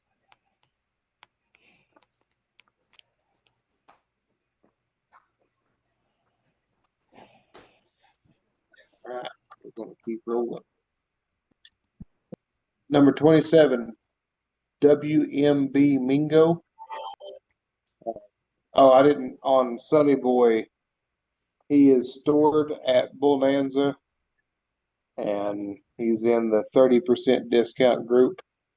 So, WMB Mingo, lot number 27. He is also stored at Bonanza. He's in the 20% discount group. He was raised by Mr. and Mrs. Barnes. He is a son of Pango Hua out of ECR Condi, which of course is the Nick and Gloria Cross. When I talked to Warren Barnes not long after we bought Mingo, he said that he had two regrets in the Kiko industry. Number one was selling Mingo, and number two was not collecting him before he did. So I was glad to be able to get him collected, and honestly, we sent a few straws to Mr. Barnes, and he sent a few does down to get bred to him just to as a thank you for raising such a good animal.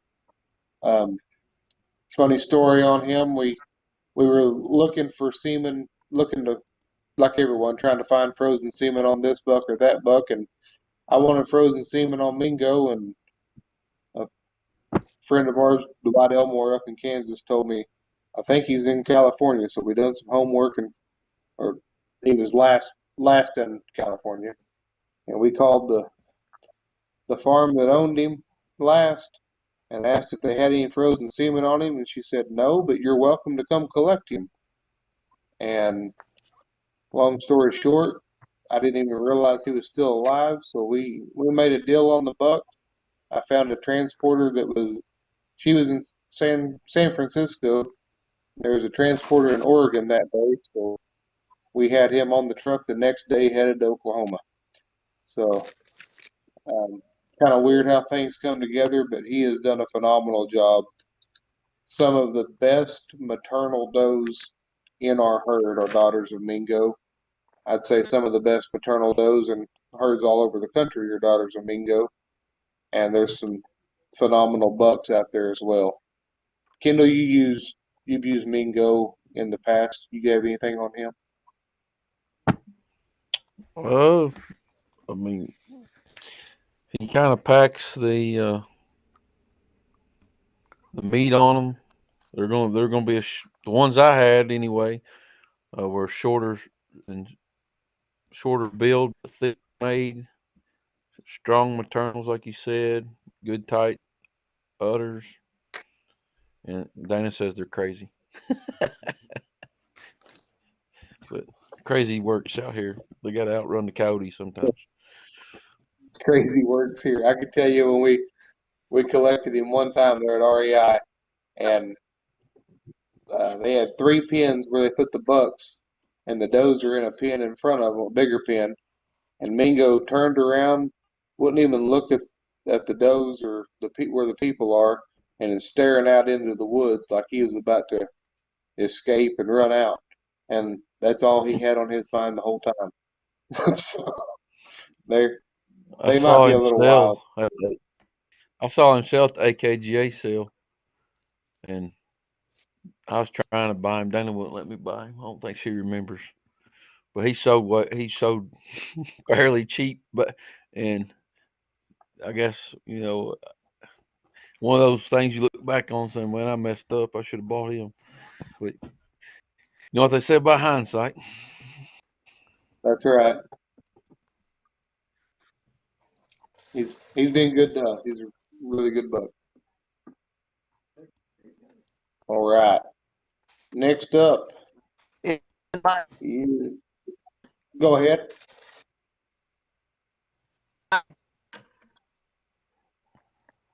are the really strong that will Sky, you're cutting out. protect. What about?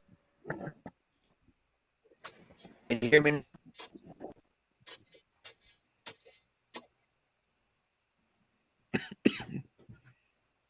There you are. What I'm saying, can you hear me? Yeah, you're in and out, Sky. Can you hear me, James? Yeah. Okay. I can hear you. In my experience, the goats that have a little wilder nature to them, a little tough to handle, have a stronger will to live and have a stronger will to fight off and kick, turn and fight a coyote for their babies. Personally, I'm kind of like Kendall. Tough nature works for me too. I don't the pet goats.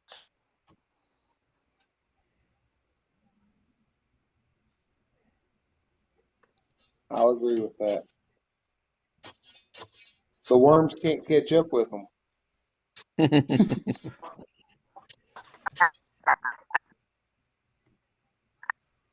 All right. Next up will be BWP Keeper's Ghost. Keeper's Ghost would be stored at Bonanza. He's in the 10% group after the sale. He'll be in the 10% discount group. He is a son of Goliath's Keeper out of BWP Ace's 40 Girl, which would be a Rolling Meadows Ace over a Goliath Trump. Wes and Beverly have done a phenomenal job, obviously, up there in Kansas. They raised this buck. Mother is a phenomenal doe. They liked her well enough to breed her to keep her, obviously. And we had several daughters of ghosts there here at the place, and they're hard to beat. Kids group, obviously. One thing I want to say, we don't sell bucks as a whole. We sell very few bucks. We won't sell anything until they're probably a year old and tested a little bit. So 90 something% of our buck kids go to the meat market, which is what we're supposed to be doing anyway, I think. But so we don't have a lot of bucks out there out of him, but they were they grew fast and got to market weight fast, and the does have done a phenomenal job. Good udders, tight udders with lots of milk.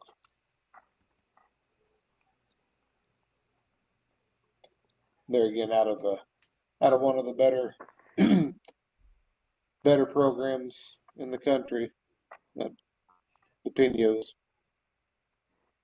Um, on that note, the next lot number 29, is another buck that I actually bought him the same day from Wes and Beverly. He BWP Junior's 354 boy.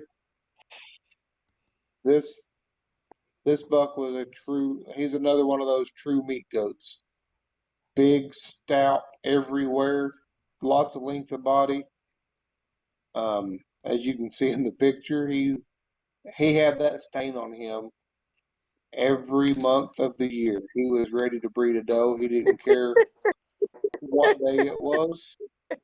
That was he was honestly. This is an American purebred buck, and we only had two purebred bucks that we collected, and there was a reason we did. This dude, you can see in the picture, he has true definition in his back leg, all from his shoulder back.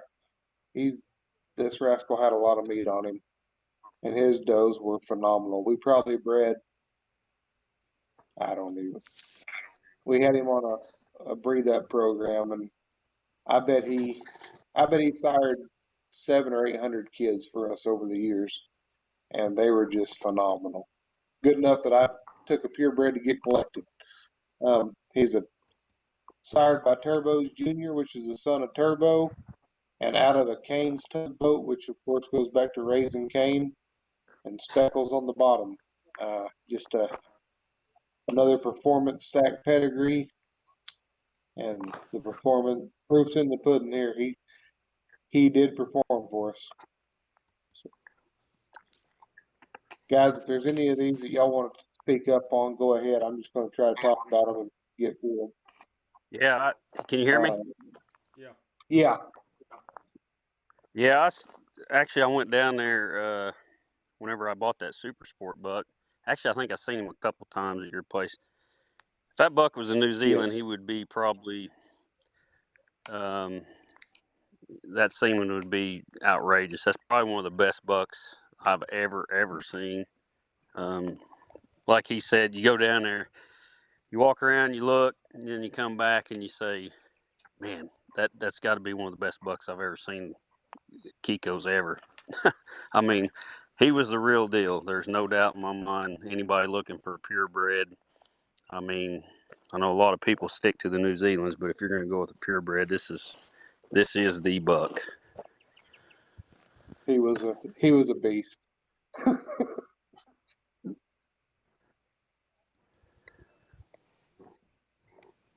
Next on the list would be lot number 30, which is another purebred buck, BWP Speckles Heat Wave. He would be stored at Bullmanza. He's after the sale. He's in the 20% group, 20% discount group. He is a son of Speckles out of a daughter of Turbo, so he's kind of the flip flop of that junior buck. This buck, I should have done my homework before we started tonight. He was at the Oklahoma buck test and he was the champion field reserve champion average daily gain, or vice versa for Wes.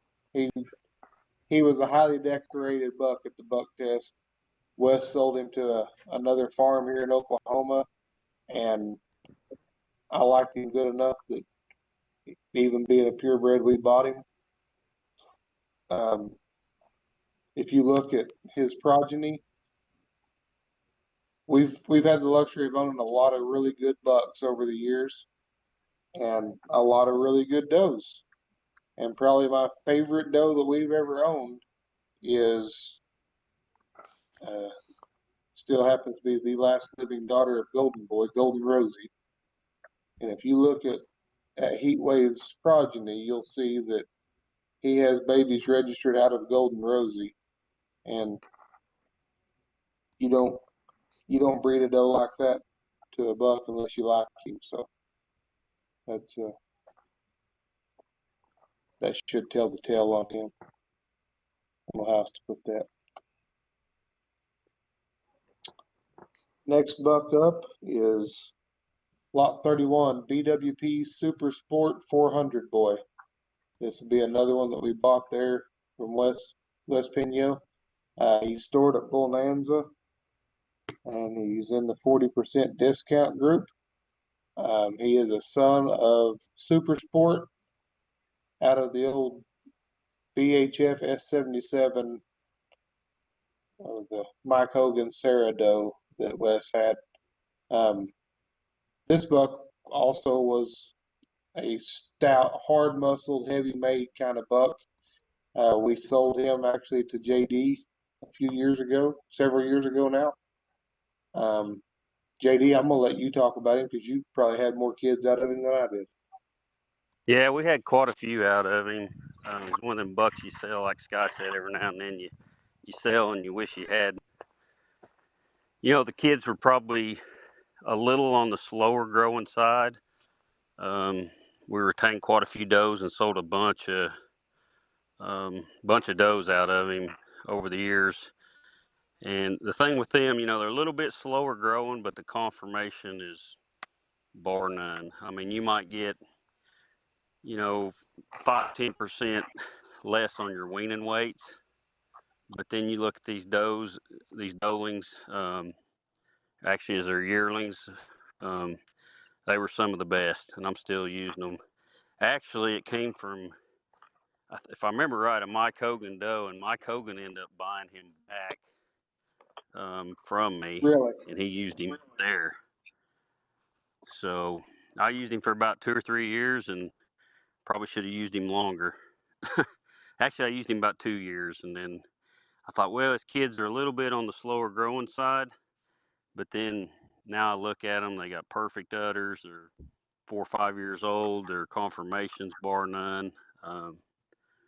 Yeah, I probably should have kept him and got more does out of him. I He's a feel the good buck. same way.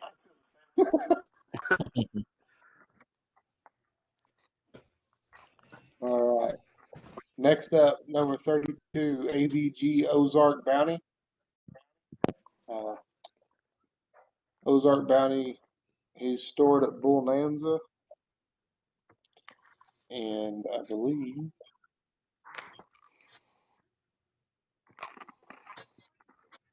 there's only 2 straws, so he will be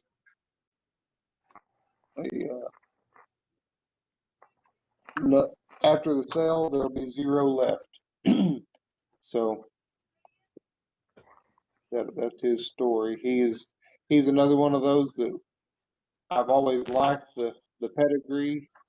Has the same mama as WMB Mingo, which is ECR Condi, and he's sired by GHK Stellar, which would be a Dale over Lover Boy that's out of Tasman Black Beauty. So I love the depth of body and spring of rib that he had, and the pedigree, and just bought these straws on a sale at a sale somewhere, and haven't got around to using them yet. So here they are. Have any of y'all used Ozark Bounty? No. Well, here's Wayne's your had good luck with him though. He has. Next up is lot 33, TMK Boss's Sport. He'd be stored at Bull Nanza. There are only 2 straws, so after the sale, there won't be any available. He is obviously a son of Imprint, also known as Boss, out of the Hanky Panky Sports Cat Doe, ECR Alexandra. the McGills raised the buck, sold him. I guess he spent the rest of his life in Oklahoma and Missouri. I think he was the high selling buck at the cream of the crop sale. I don't remember what year it was. Kendall, do you remember? That's been a long time ago. I don't know. It's been a while. Yeah, Yeah. Anyway, I don't remember what year it high was. selling buck at the cream of the crop. Joe Benson bought him. Joe's obviously put him on some good does over the years. He's done a phenomenal job. He's dead and gone now, but I know Joe has a lot of good daughters of his, and there's a lot of good daughters across the country. Again, Boss's Sport. He's a son of Imprint out of ECR Alexandra. Next up would be lot number 34. This is RC's Blue Legacy. Semen will be stored at Bonanza and Guthrie, or in Stillwater, and he'll be in the 40% discount range after the sale. It's safe to say, the best buck we had the fortune to own. He's sired by Titans RC out of one of the best daughters of Blue Sun to ever walk, RAK Snowflake, that's out of Tasman Aristocrat daughter, a lime bred Tasman Aristocrat daughter. Yeah. Mm-hmm. He would have been the high selling buck at the AKGA sale that Gene Guffey raised him. For those that don't know Gene, she has probably the most consistent doe herd. They're just a cookie cutter set of does out there that all do a phenomenal job. After seeing her herd, I knew I wanted a buck out of that deal, and finally bugged PJ long enough for him to price him, and we bought him.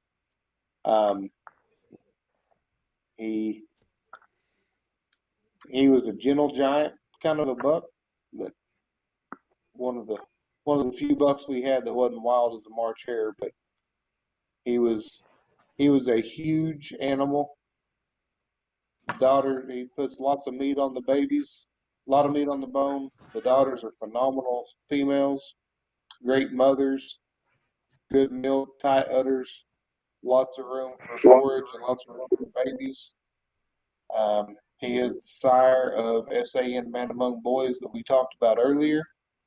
He's the sire of several of our best does out in our pasture.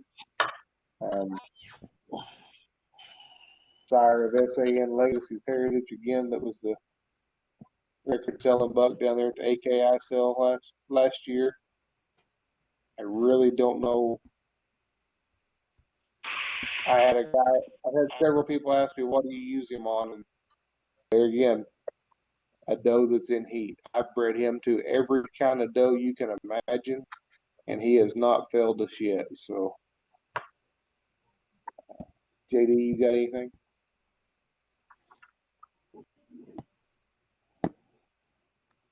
We got a couple does out of them here that they've been great does. Seems like their kids some of them just progress every year. Their kids are always, you look at the doe, I'd say they're very good does, but their kids way outperform what you would think on the doe, and that's probably just the bloodline that we had crossed it with. But phenomenal does, like I said, they're from that flush. We kept them. They've done good over the years, so That bloodline there, you got Hammer over Blue Sun. You're not going to get a better cross. Yeah, you got two Or shots Waco, I of guess I should say. yeah, 2 shots of Waco on the top and Blue Sun, and 2 shots of Tasman Aristocrat on the bottom. I don't Got 3 shots. I don't know what Waco on the top. 3 shots.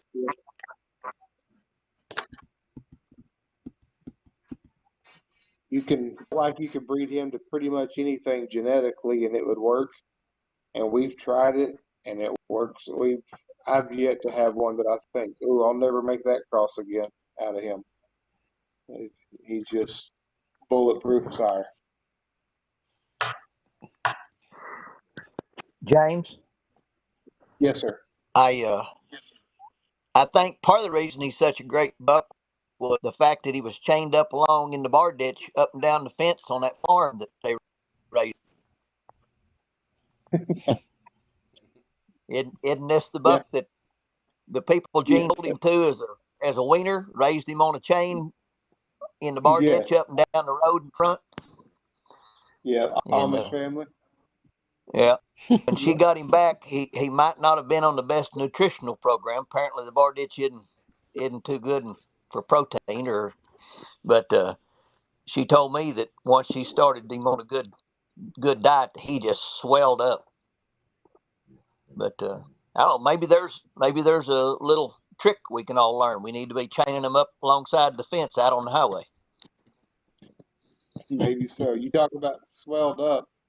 The picture on the post, he's standing next to those. Everybody that knows Wes, you can tell what you can probably look at that tag and see what that is. That's a probably 140 to 100. I would say 140 pound daughter of Blue Sun that he's standing next to and towering over her. That that's not a yearling he's next to. It's a big doe, and he did swell up. I promise you.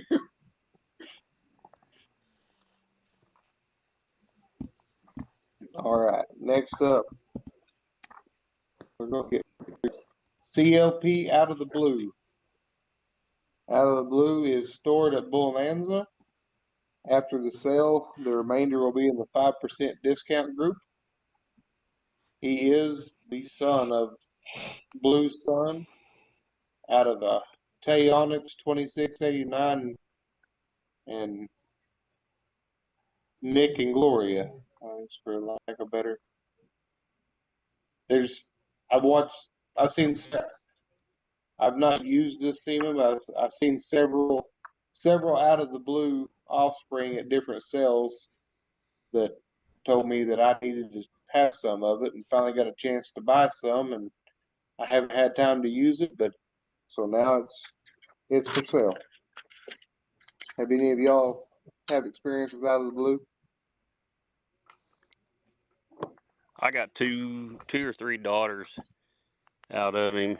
Probably had them 4 or 5 years, and I still got them, so they're good does with good udders. Wasn't there I think, wasn't you and I, JD, you and I worked the ring at a sale, and there was a buck there that we talked about. I liked him and you liked him, and we were going to end up going together and buying him, and he ended up bringing too much money. But wasn't he in out of the blue? Actually, it was a buck that I bought. That Blue Samson buck I bought and used him. Phenomenal buck. That's one I should have never ever sold. I sold it to a guy in Missouri. I tried to buy him back, I don't know, 3 or 4 times and never would sell him. Okay, I couldn't That remember was the out of the story on blue. that. He wasn't Yeah, and out I of got the a lot blue, of son. pictures. Yes, it was. And That's I got pictures and videos of that buck so you can see the type that he produces. I mean, he's phenomenal. I should have never sold him. I tried to buy him back 3 times. I understand that. I know another guy that does that. I regret a lot of them. I think we all do that. Yeah. That makes it unanimous. Yeah, I know.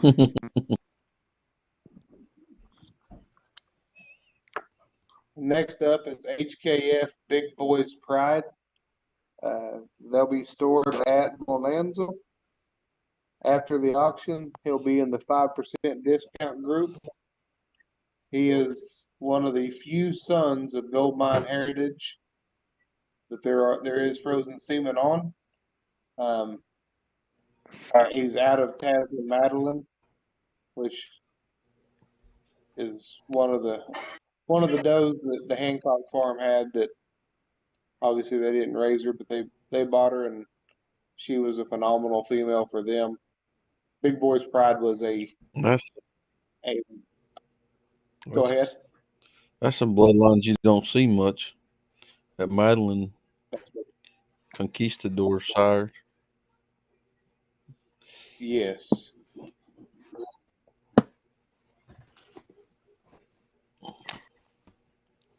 He was a big rascal. Be the offspring of original. Madeline would be the offspring of original imports, I think. If you look at the prefixes, she's first generation import. That is correct. The prefixes.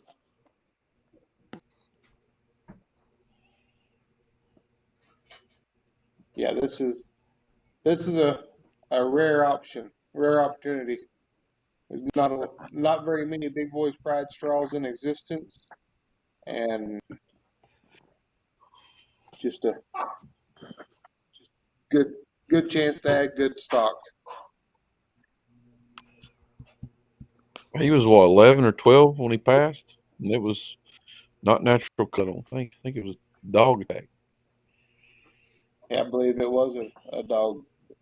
They lost several good does and him there. I seen a picture of him and one doe. I remember their picture right there under a tree, and it's kind of like that legacy picture. He just towered over that doe. I can't see all of the top of the pedigree, but Okay. I don't. Okay, on the top side, look how close he is to the original import prefixes, with the exception of Goliath's Genie. So, Yes. man, you got import genetics stacked on top of each other. Yeah, he's One as tight Goliath. one grandparent was not original import. There you go.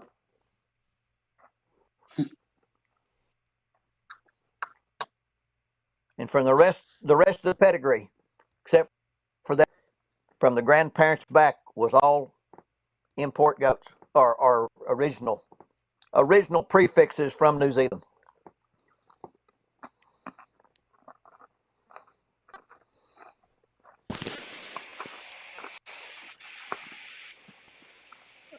Pretty. You hear me?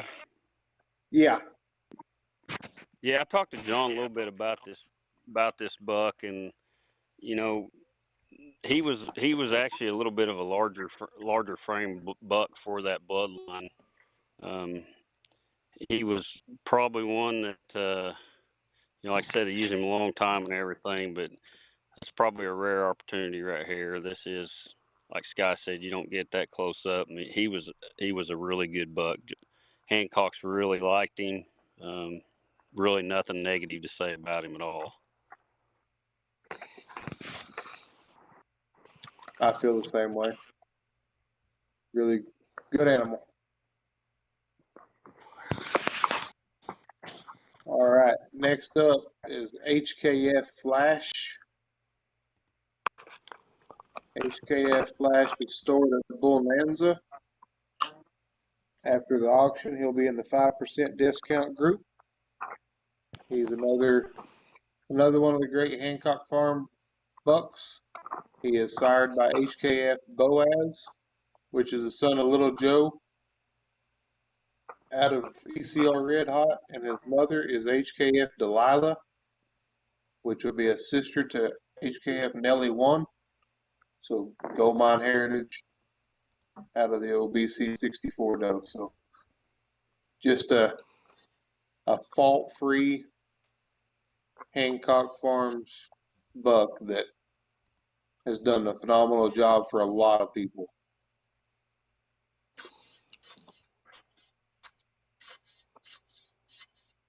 JD, I know Curtis has used the Boaz stuff quite a bit. Do you know if he's used any of the flash stuff?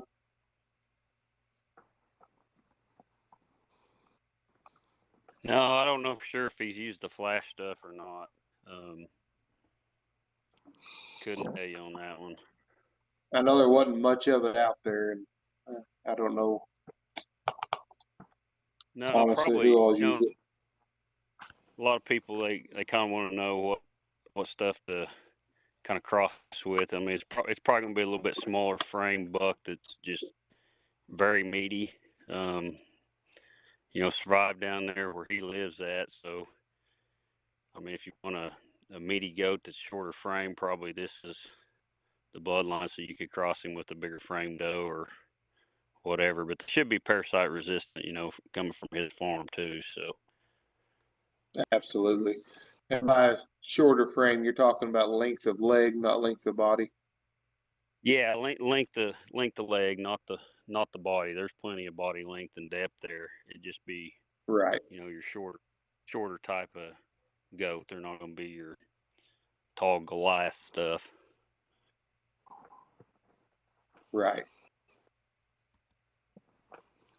All right. Thank you. Next up, lot 38 is CPK Kit Carson. Kit Carson is stored at Bull Nanza in Stillwater. He'll fall in the 5% discount when when the auction's over. He is another of the few Hemp's Golden Boy sons and happens to be out of a gold mine heritage daughter that's out of a Goliath daughter. HKF Carolyn has produced lots and lots of great goats. A lot of them sired by Hemp's Golden Boy. They flushed her to a Golden Boy a time or two, and there's some great goats out there. I know Kit Carson had a couple of bucks at the Langston buck test that done good. One of them done good on the pasture. One of them done good on the feed portion. Richard Gamby, I think, still owns him. Really a good buck that we were tickled to their semen on, and just haven't had time to use it yet. But now it's available for someone else to go.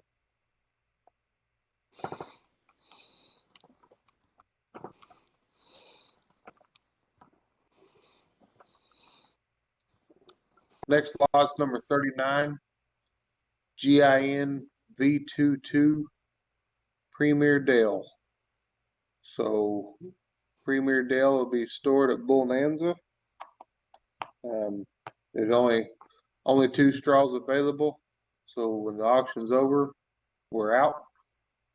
He'd be a full brother to V33 Norseman, sired by BBM Dale, and out of JFK Jamila 3, which is a line bred Tasman aristocrat doe.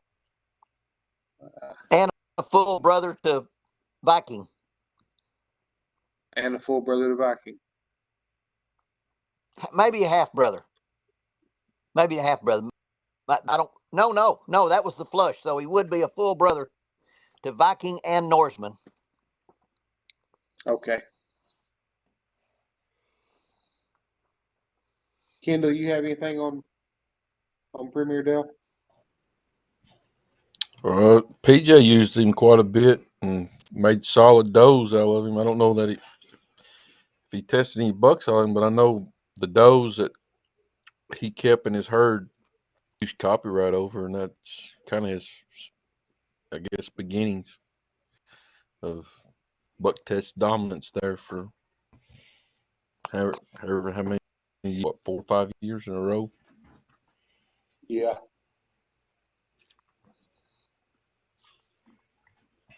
I think he is. I know Sky would tell you that Dale was the dough maker. From looking at the history of PJ's success, it's obvious that Premier Dale done a pretty good job making does. Making does that could produce winners, that's for sure.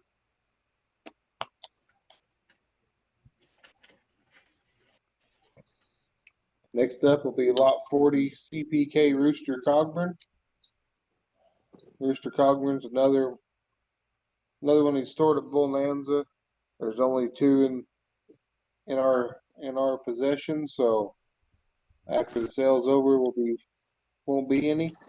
He's another son of Hemp's Golden Boy, as you can probably tell. I've tried to gather different Hemp's Golden Boy sons to line up, and we've had a lot of success with the Golden Boy stuff.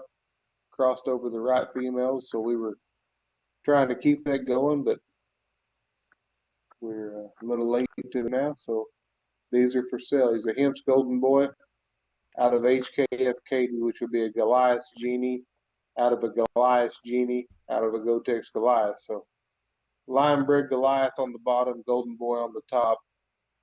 Should fit just about anything you want to put him on. Big frame, long body. As a young buck, he had a ton of meat on him.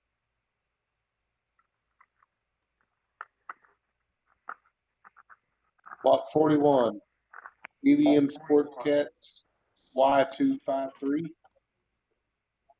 These will be stored at Bonanza. After the auction, he'll be a 10% discount buck. He's sired by Sky S408 Sports Cat out of a daughter of Nick that's out of ECR Gloria. So we all know what that Nick Gloria cross has done.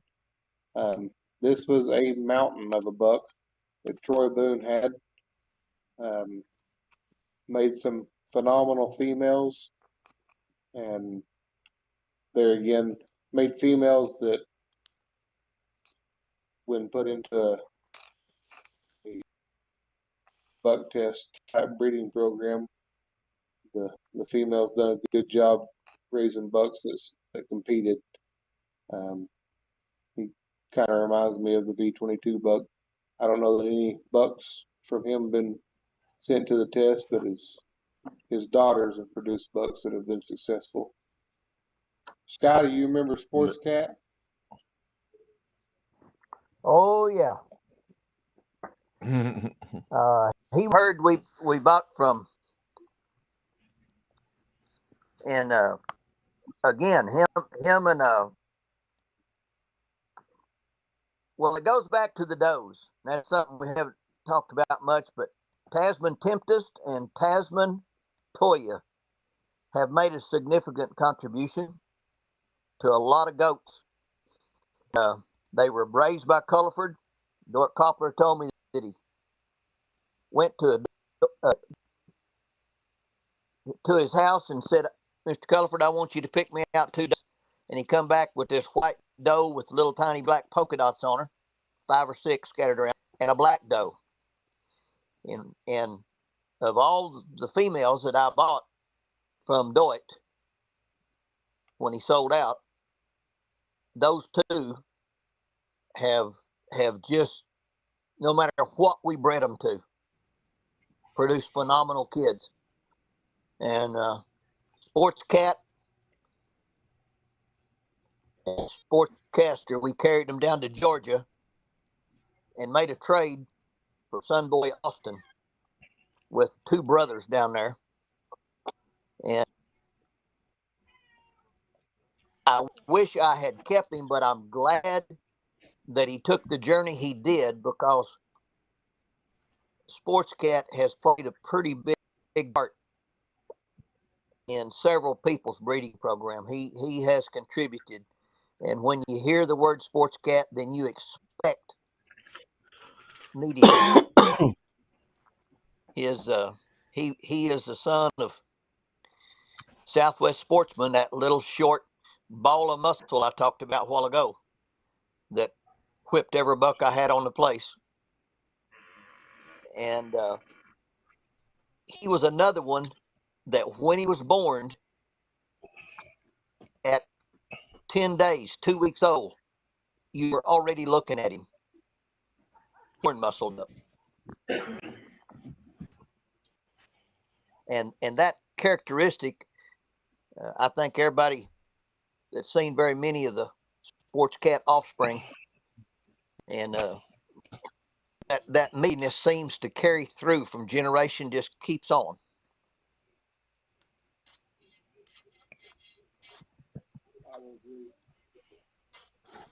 And you got Tasman Tempest on the downside, on the sire side, and a daughter of the original aristocrat.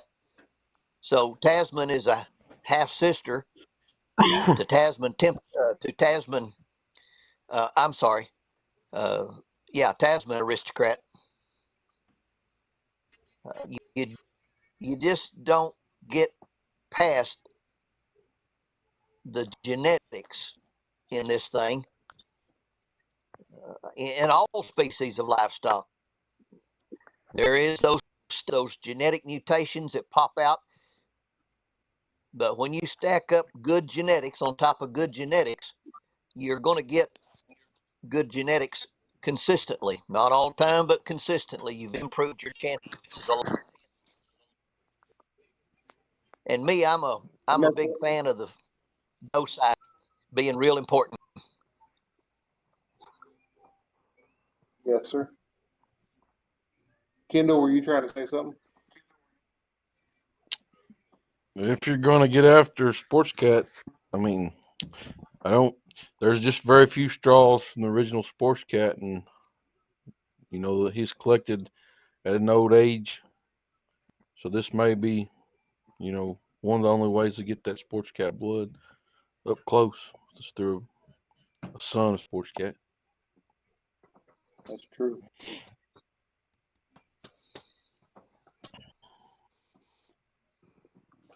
Well, next up will be lot number 42, SPK Sunboy 117, also known as Lover Boy. And since Sky was talking about female side, the does, Lover Boy, well, first of all, he's stored at Bonanza, and we only have 2 in the tank, 2 in inventory, so what's in the sale is what's available. Talking about doe power, I think Seven Trees Sandalwood is the doe that Sky said was one of his favorite Kiko does of all time.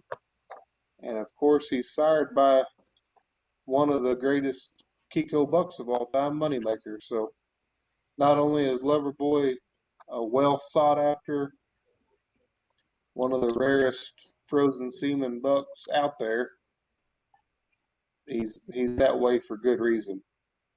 Moneymaker over Sandalwood, that's stacking it pretty deep, Sky. Well, a lot of people don't realize that Moneymaker and Aurora Aristocrat was half brothers. So you've got it stacked up double deep here. And in our experience, the years we raised so many of them, our favorite bloodline, one of our favorite bloodlines was this Aurora Aristocrat over Moneymaker, or vice versa.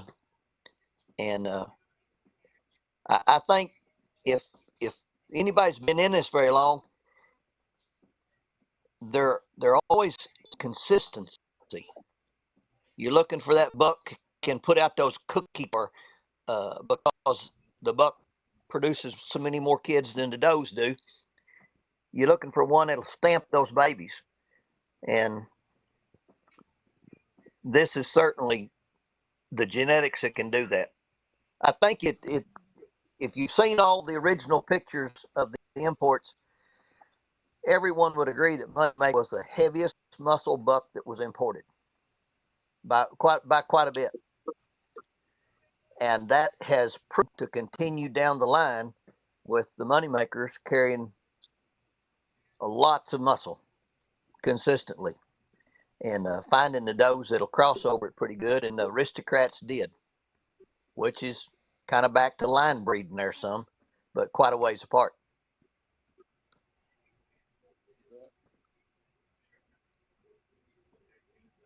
Anybody else?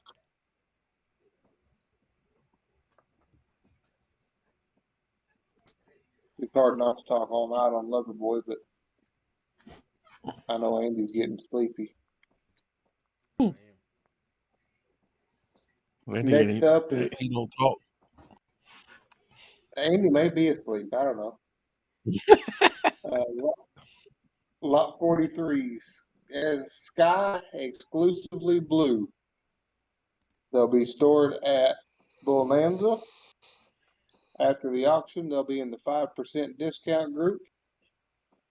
And this is another one of those bucks that I've seen a handful of daughters and thought I've got to get some of that semen and use it. And I did the first part. I got it, and I haven't got to use it yet, so here it is. He'll be a son of Blue Sun out of Sky Van Zant 2, which will be Dale out of 5C Suzette. Who wants to go first?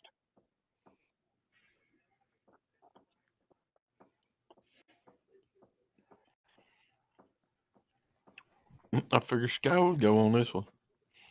I figured Sky and JD be fighting over this one. Let JD talk first. Mm.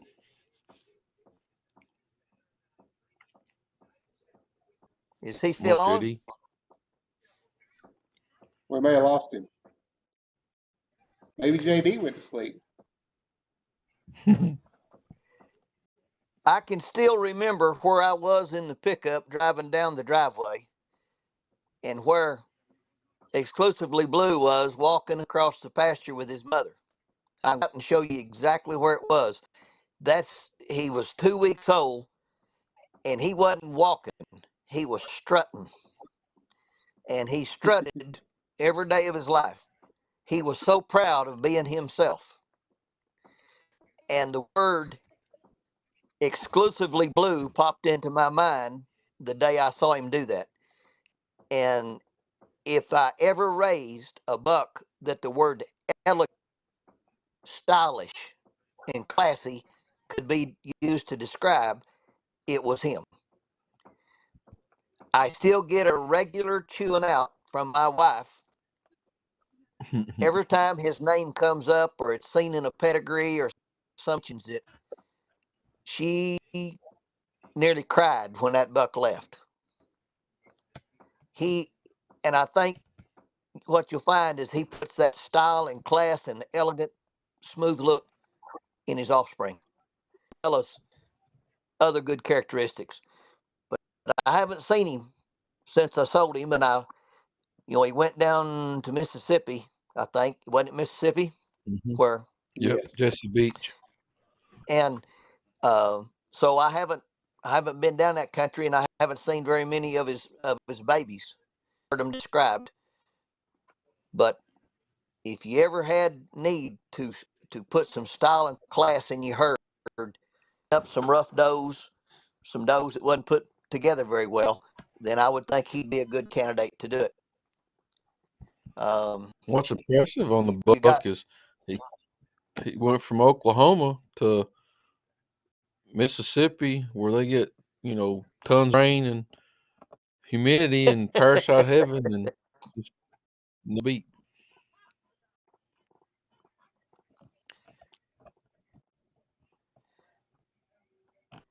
But that's what I know about him is when he left he's most elegant, beautiful, put together, stylish acting buck we ever raised. That's the daughters that I've seen out of him that's exactly what I would say. They were phenomenal. So I had to find straws, and now I have straws and I haven't used them. All right, next The up. mother, Oh, we had two does that were born out of Dale and on that doe, and there's a little community here in Oklahoma called Van that plays into my family history, and they look so much alike. We just thought calling them Van Zant 1 and Van Zant 2, and they were when they were growing up, they just looked like kind of ordinary Kiko does. Real not a fault to them, just really solid does, but not like him. Uh, he got that sense of style from old Dale, and Dale was a very vain buck. He always thought he was pretty hot stuff too, walking around, and but but the mother of the Van Zant does was pretty phenomenal. Whatever we bred her to, it didn't matter. She'd have good babies. She nicked with just anything we put her with. And that's a pretty desirable characteristic that's real hard to put your hands on or define how you can get that ability to mix well with whatever bloodline you got on the buck. And these Van Zant girls, they've kind of been the same way.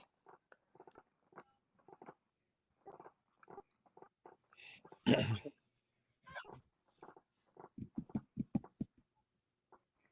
And if I remember All right. correctly, they some of the Compton Down Charmaine. If I remember, their mother was kin to him, who was the star of Southwest Supersport or Southwest Sportsman.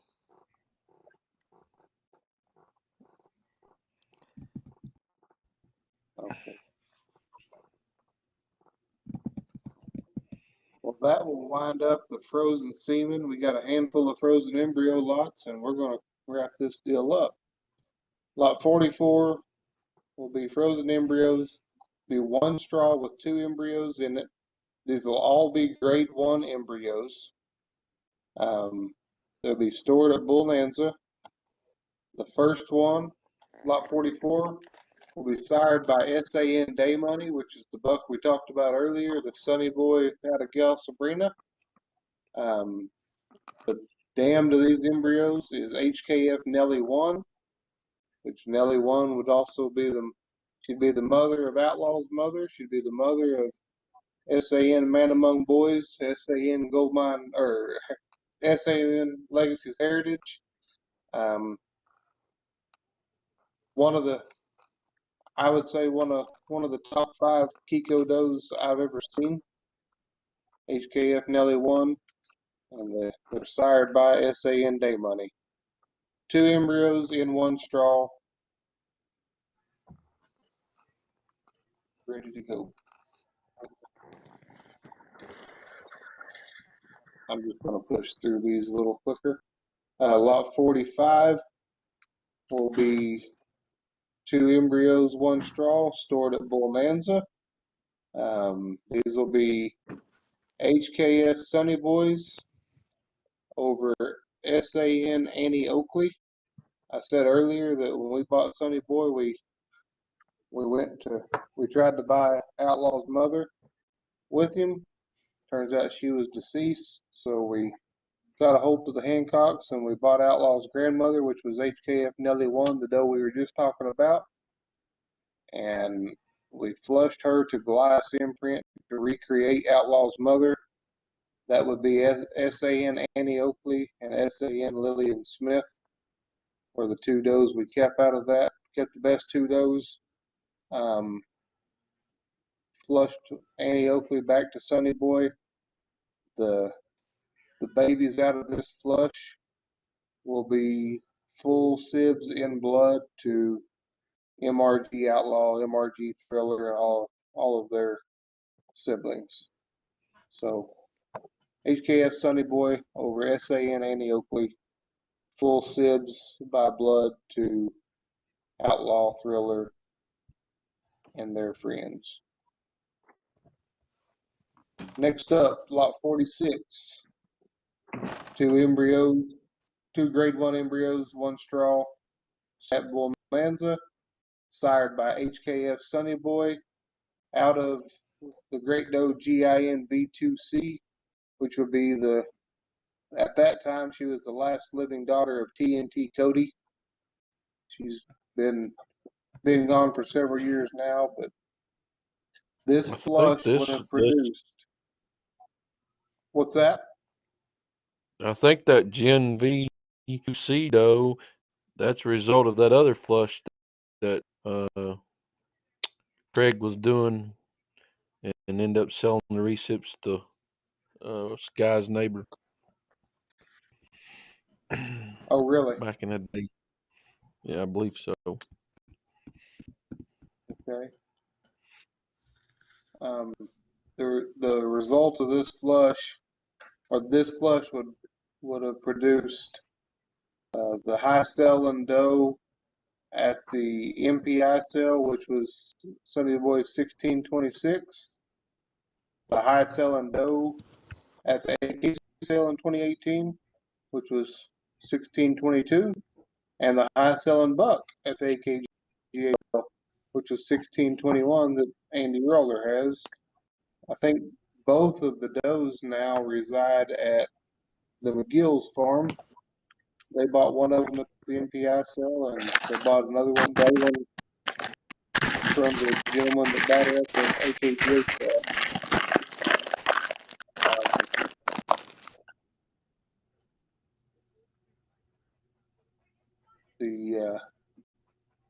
This is a very, very, very strong, consistent pedigree flush right here. I have a lot of confidence in that group. Up next is lot 47. Two grade 1 embryos and 1 straw. Stored at Bonanza, sired by SAN Day Money, out of SAF Springs Golden Rosie. So we have Day Money, which is Sunny Boy over Blues Copyright, Sabrina. And the mother is Golden Rosie, which is the last living daughter of him, and she is out of Lori 5, which is one of the best gold mine heritage does to walk. So, Day Money, Golden Boy, Lori 5. This, I talked earlier about SAN Short Round, who is, in my opinion, the best buck that I've ever used. And Short Round come from this flush. He's every Kiko doe we have is starting a kid right now, and they're all bred to Short Round. They've just, I can't explain. They're phenomenal. These babies are just killer. Get in where you're comfortable here, but this is a golden opportunity, literally. Up next, lot 48. Sky talks about females a lot. I talk about a lot. If you talk about females in the Kiko industry and you don't talk about Skybird Salsa P6, you didn't talk about all the females. These grade 1 embryos, 2 embryos, 1 straw, stored at Bonanza, sired by RC's Blue Legacy, out of Skybird Salsa P6. We were fortunate enough to meet a couple of guys in Georgia that bought P6 and P5 and P8 from here in Oklahoma, and they took them out there to Georgia and had some fun and raised some cool babies, and we got a chance to partner up with them on them, and we flushed them to Legacy, and I can't we'd sell these embryos, but here we are. So, long story short, you get Legacy over Skybird Salsa P6, which is Lover Boy over Tasman Toya. I don't know how you stack it any better. I better just be quiet. Anybody want to say anything about this cross? All the stuff I seen out of salsa is packing the meat. Buck or doe. Oh, she They was just thick. yes, very thick. Tank of a doe.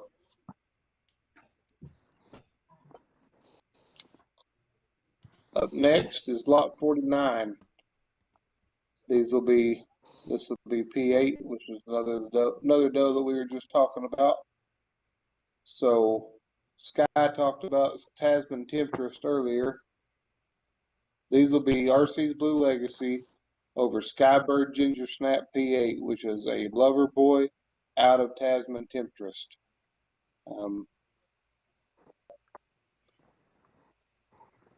That's a hard one to come up with right there. There's not many of them out there, and there's sure not many that you can put in a recip today and have a young one. Sky, you got anything on this one? Just the fact that if you've been around a while, there's lots of different bloodlines that different breeders have had that has really worked for them.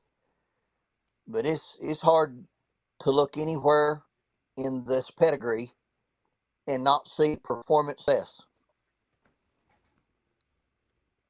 Uh, if anybody was thinking about starting out, this would be a way to get you a couple animals, be the foundation, or you could the odds were very much in your favor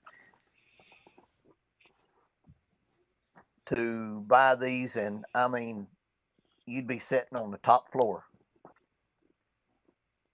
The the the background on the animals in this pedigree is just it spells the elite names in the Kiko business, in Kiko breed. They're not the only ones. Don't don't mistake I'm saying that, but there are so many top level animals in this pedigree. Your chances of starting your own herd or adding to your herd some phenomenal herd changing herd genetics is awful good.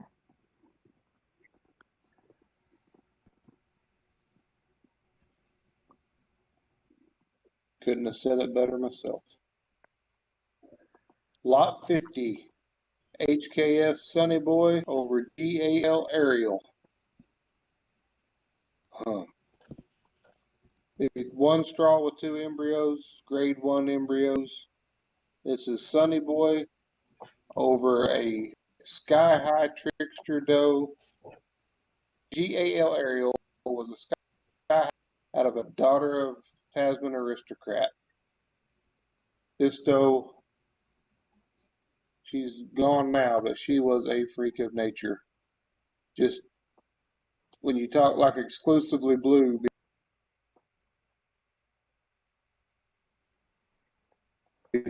showboat doe in the pasture. She knew she was special, and if you walked out there and didn't realize it, there was something wrong with you. This same flush produced SAN Tricks Tasman, buck that PJ Murphy bought from us. Done phenomenal stuff for him. He's flushed. I've seen some embryos for sale a while back that were sired by him. That um, it's no secret the quality of bucks that he has available, both alive and in his tank. And if he chose to use that buck flush, there's something special there. Uh, two straws, or one straw with two grade 1 embryos. HKF Sunny Boy over Ariel. Great cross. Lot 51. Two grade 1 embryos and 1 straw stored at Bonanza, sired by HKF Sunny Boy out of TMK C51 Suzette. These embryos would have come from a partnership deal where we were Suzette. I'm not sure where Suzette is now, but there's several people seen her. I think she's at Micronix now, if I remember right. But she's a daughter of AFK Caesar that was she looked like a Shetland pony walking down the barn, just a huge doe. Across that I feel very confident in. HKF Sunny Boy over Suzette, which is a Caesar Iron Horse doe.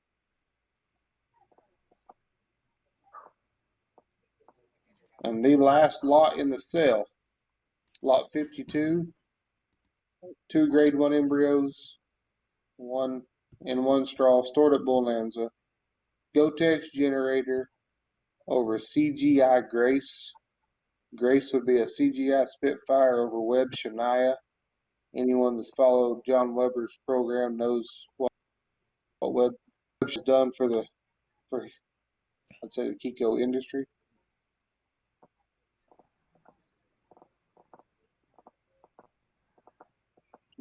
Cross that with Webb Shania's in Kentucky. Is she in Kentucky now? Yeah, but not at my house.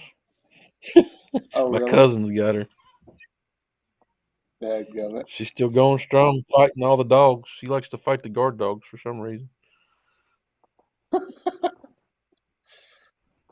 She's a very good doe. And CGI Grace was a good doe. There's not many of those CGI prefix does that aren't pretty good, though. Gotex generator over CGI Grace, 2 grade 1 embryos stored at Bonanza. And that wraps up the whole show. Appreciate Kendall and Sky and JD and Andy for sticking with us on this. It took a little longer than I expected, but I don't know why I thought that I could get me and Sky talking and it wouldn't take a long time. So This kind of felt like the old me and Craig used to have every other day. Kind of nice. yeah, honestly, JD and I were talking about this the other day, and it's why it kind of come together short notice. But I felt like it would the Kiko breeders. There's so many newbies, young breeders out there that this is a deal that we can record on Top Livestock, and they can go back and listen to it for years to come. And I feel like it will.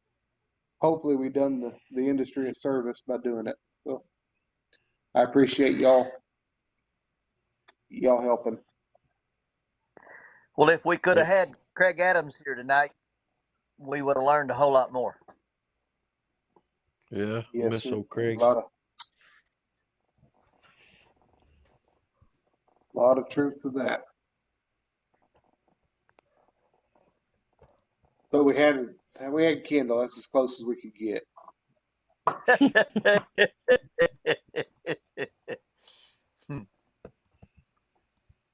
Since Kendall's wife wouldn't get on.